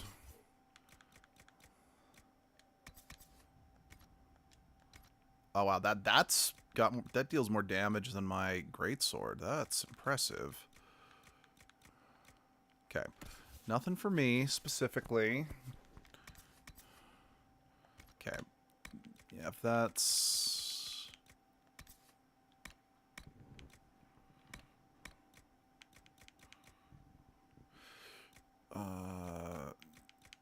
where's Blackwall?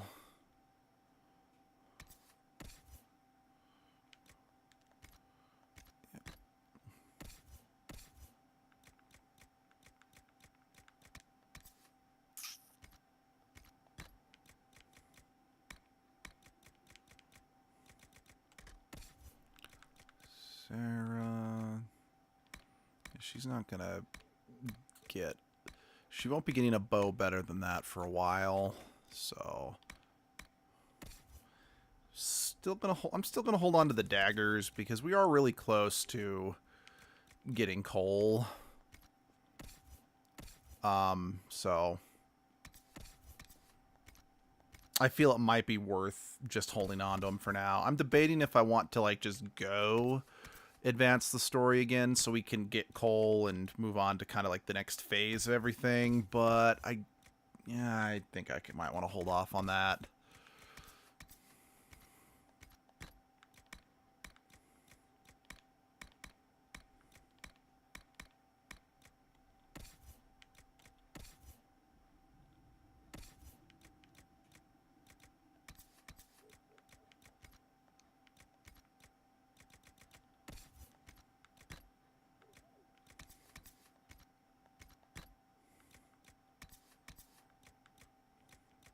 Oh.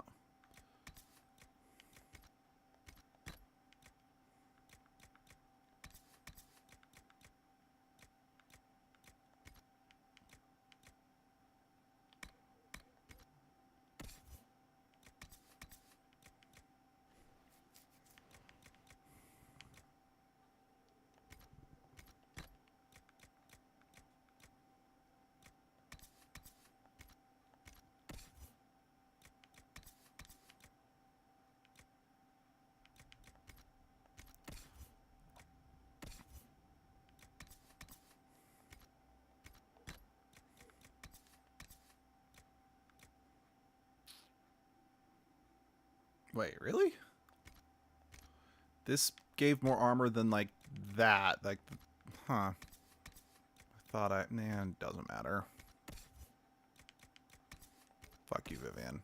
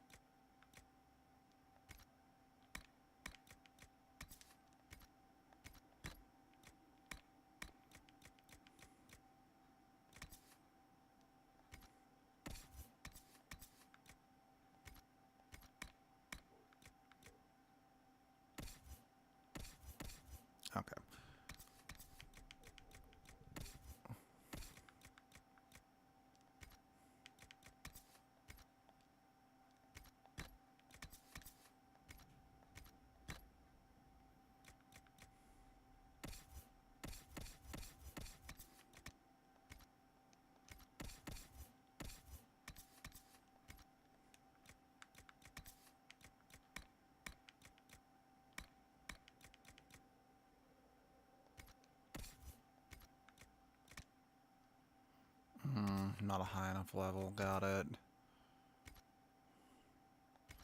So yeah, I think most people wouldn't be a high enough level to wear that.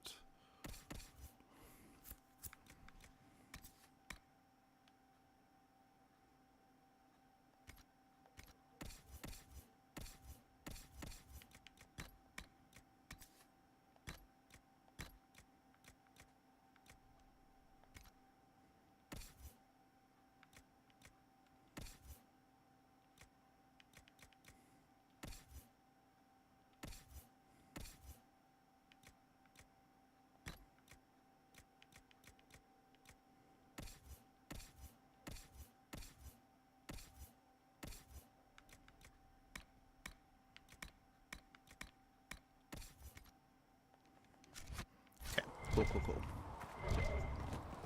Yeah, I've never been the biggest, like, so most of the armor, even if it can be equipped by multiple people, looks a specific way depending on who's wearing it. And I've never really liked the way that the Inquisitor's armors look.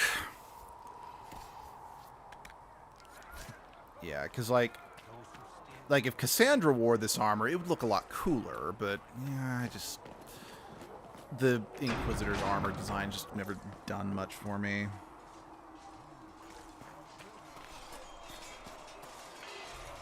The mages are ready to approach the breach. I pray this will be enough. I know you're worried about having them. I'm not questioning their ability or their... I will not endanger the alliance you've created. Any precautions taken will be to ensure the safety of our people and the mages themselves. Nothing more. Is there anything... I'm glad to have the charges on our side, despite evidence to the contrary. Why would Tem... The Order believes the Chantry no longer supports their efforts.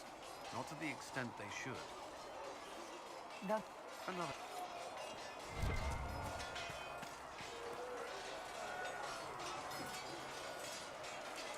And what are we supposed to do, exactly? What you always do. Complain. We've already spoken with Commander Cullen. No one listens. We want better quarters. We want the Templars kept at a distance.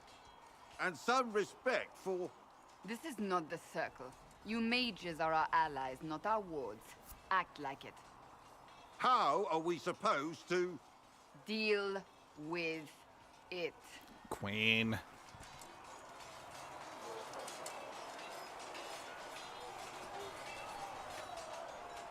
It never ends, evidently. You don't need to tell me that. I just don't know who told them I'm the one to yell at. Tell me. Is it that bad? The mages are here as equals. They need to get used to what that means. It is your doing, after all. You created this alliance. I had to think on my feet, and I did what I could. Oh. I do sound like I'm blaming you, don't I? I don't disapprove. I really like In Cassandra fact, because you she did just well. displays a You very made a high level of decision when it self-awareness needed you to don't be often made. see in And characters, here you we know? are. I wish I could say this was my doing. We wouldn't be here at all if you hadn't stood up against the Chantry. You're being kind. Not really. You're discounting your role in this. Let's close the breach. Then we can say how successful I was. Yeah. Again, I love Cassandra. She's very... Go on, then. Yeah, she... Again, especially given how she appeared in Dragon Age 2, she has a surprising amount of self-awareness and Nice work at humility, you Redcliffe. know? I could help the mages learn to work with it. Not that the chief has any apostates in the group. We'll talk.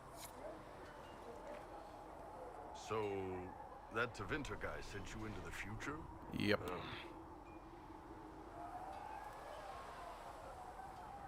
Every time I think I understand magic, the rules... I know, right? If I were a mage, I'd just throw fire at people. Anyway, I hope our new friends have what it takes to close them. Damn thing gives me a headache just look.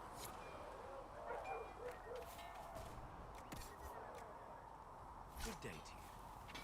Maker, though the darkness comes upon me, I shall embrace the light. I shall weather the storm. By midweek. That when Thread needs it. Does Master Thread understand? There was never going to be an easy answer to the mage dilemma. No. What you did for the mages took courage. You gave them a chance. Everyone deserves one. Something on your mind? No. No. Just, you're like one of the only characters that didn't give me a conversation wheel, so I wanted to make sure that I wasn't missing out on something.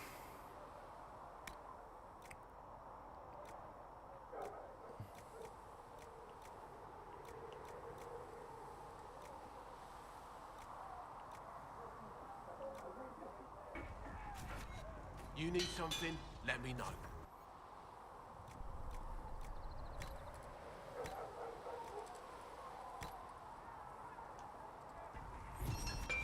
Good.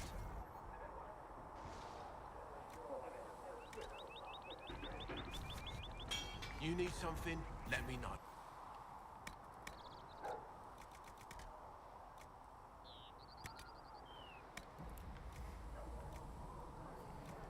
Yeah, I'll take the heal.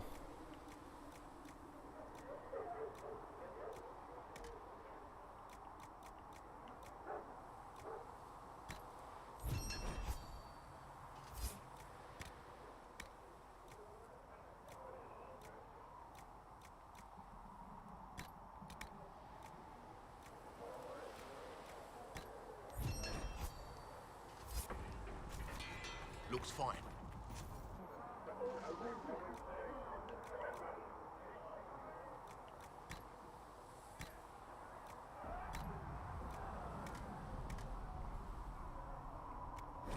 Wait, what? I thought I crafted a... Oh, it was a haft, not a grip. Got it.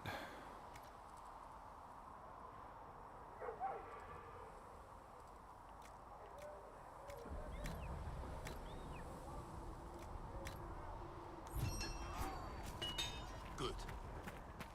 Oh well, I was able to get a new pommel, so that's already pretty good. Alrighty. Actually, I should still go to the war room, even if I don't start the next bit of the story, just because there might be more war table assignments that I can do. Excuse me.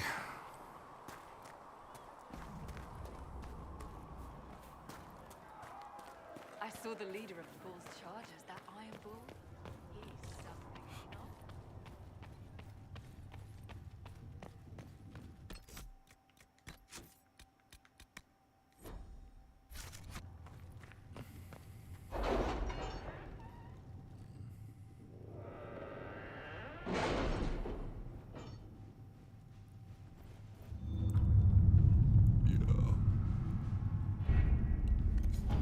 Okay, so let's claim that.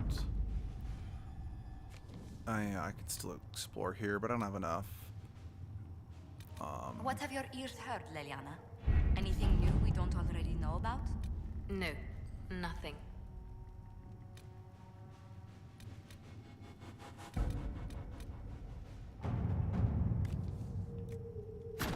Let us begin.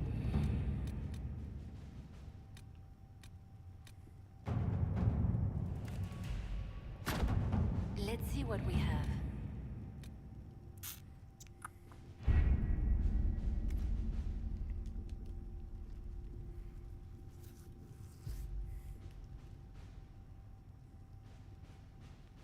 See, I still...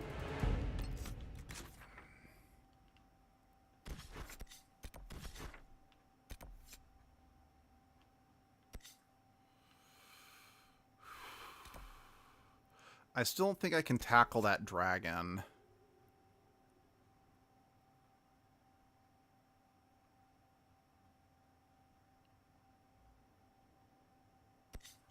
But I think I might be able to clear this out and clear this out too.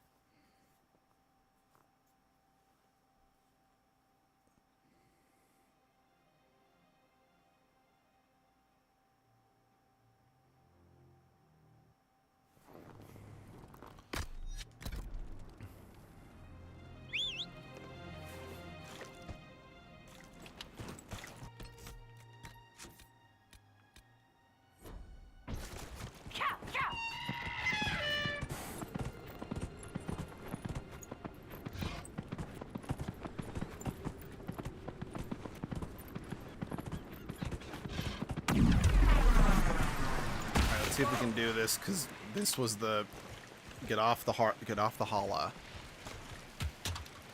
Because this was the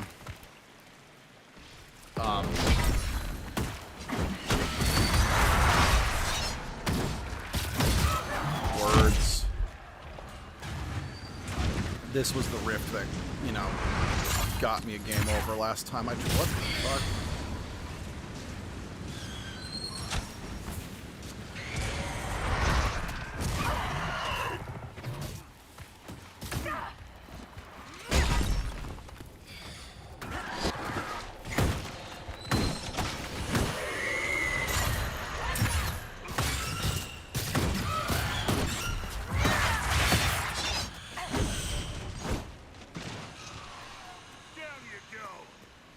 Okay, round one down, but it was on the second wave that we died on, because I'm pretty sure there's going to be 2 of those guys this time. That's correct.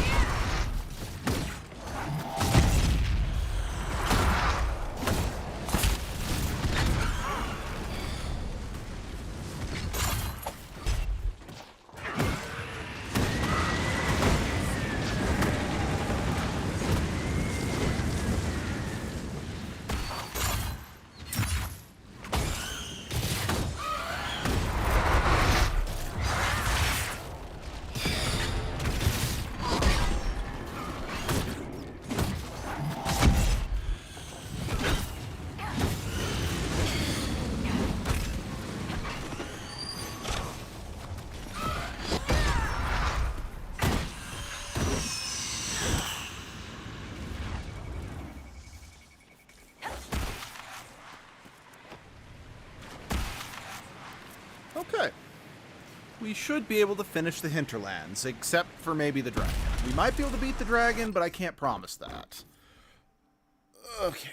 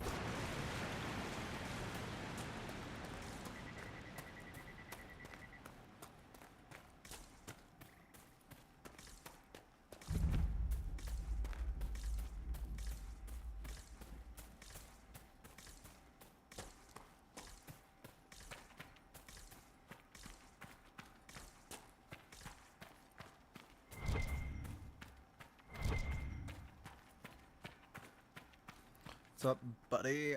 Follow me. Come with me if you want to live.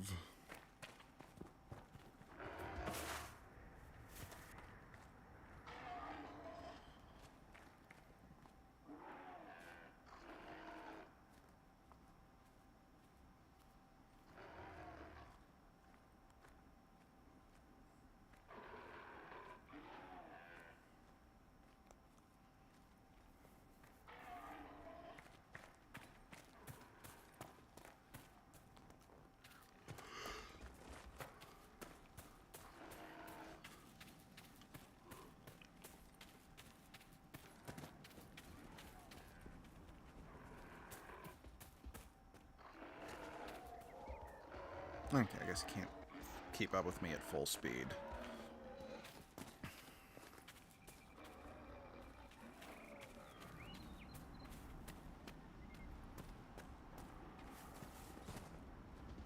I think I may have gone the wrong way.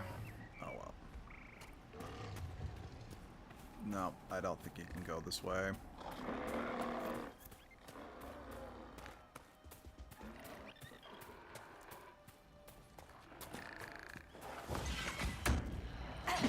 Why are we attacking the nugs, guys?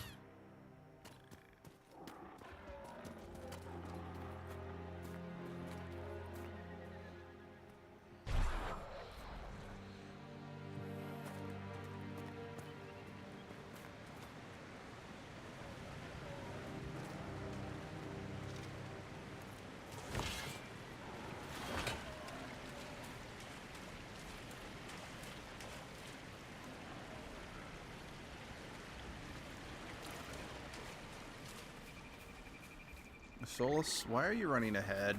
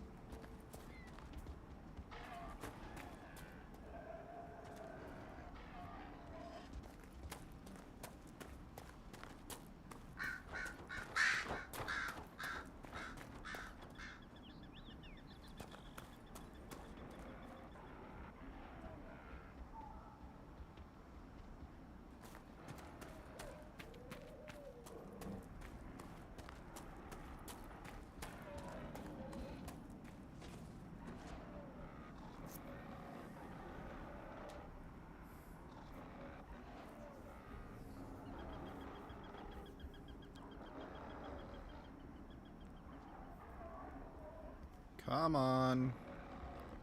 You big buffalor. There we go.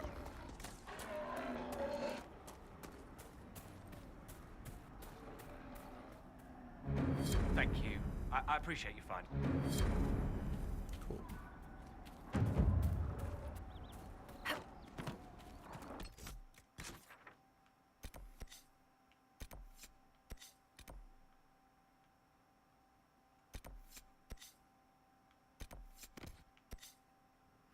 Actually, no, let's finish off up there first, and then we can make our way down into that section.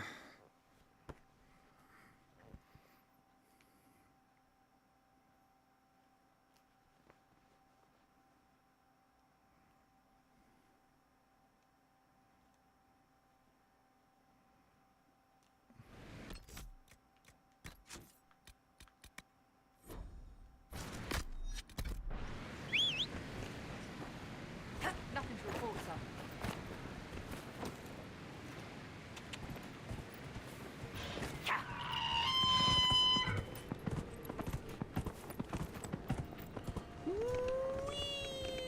I can't jump down there, can I? Okay, is this not the best way to get there? Apparently not. Okay, fine.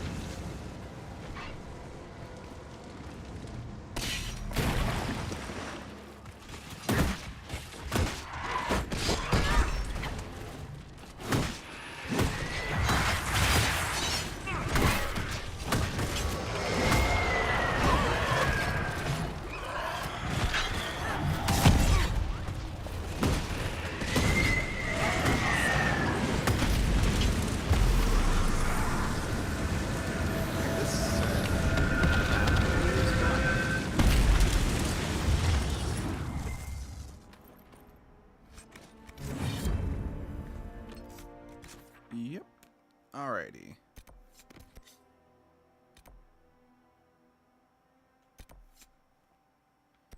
How did I miss that? If that's like right there. Let's do that first.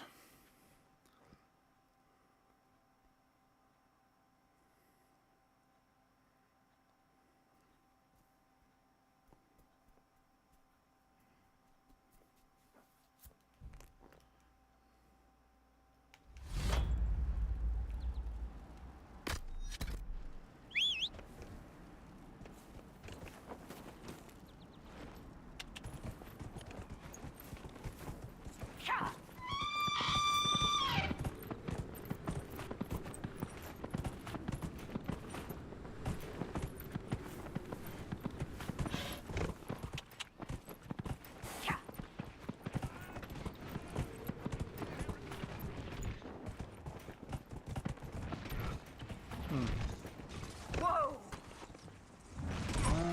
Dismount. Thank you.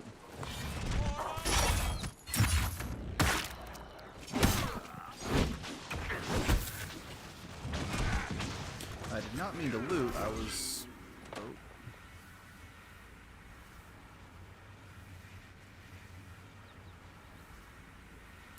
Okay. Bastard.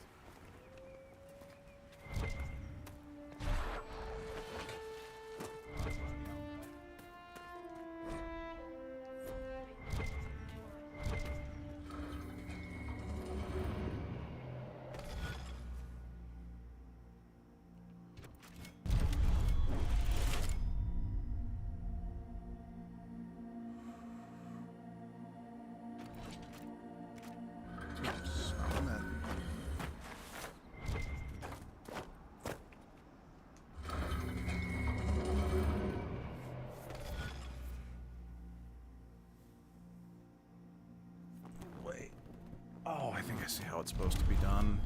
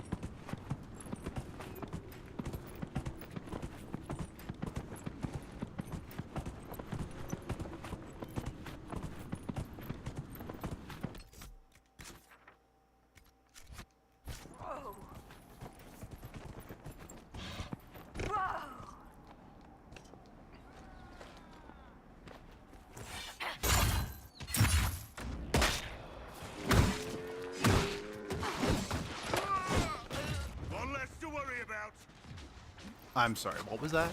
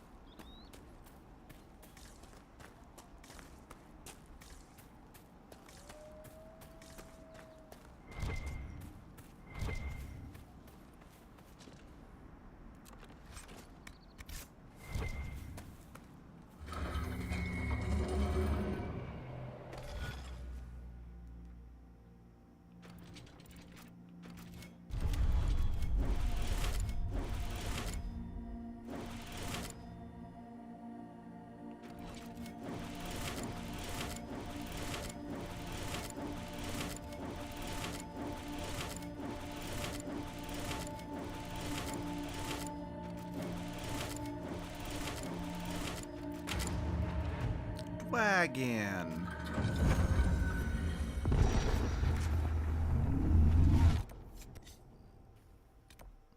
Okay, so yeah, that's not part of the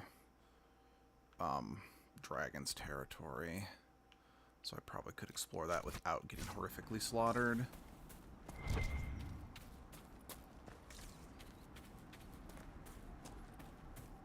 So, who do you think is the toughest? Josephine, Liliana, or Cassandra? Cullen's not up for consideration? Curly? They just keep him around to look pretty.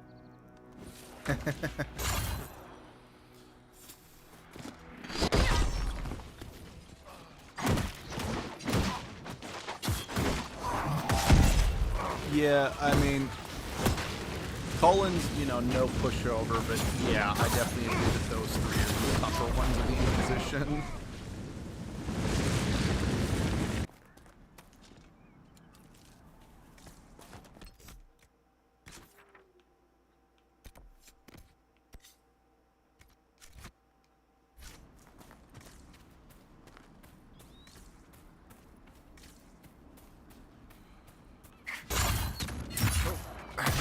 Attack the box. I was trying to get.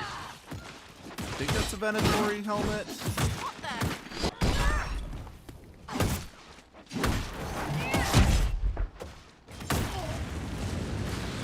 We should push ahead. I doubt that was the last of them. Yeah, you're probably right.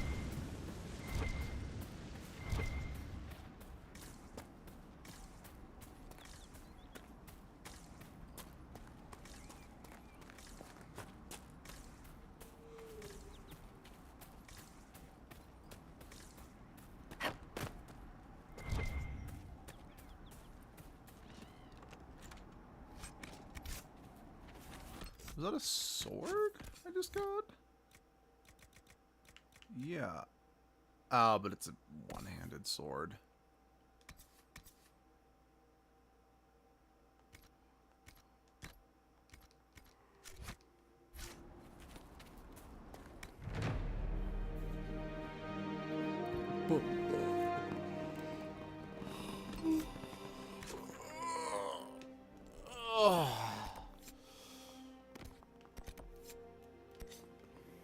Although, maybe I won't.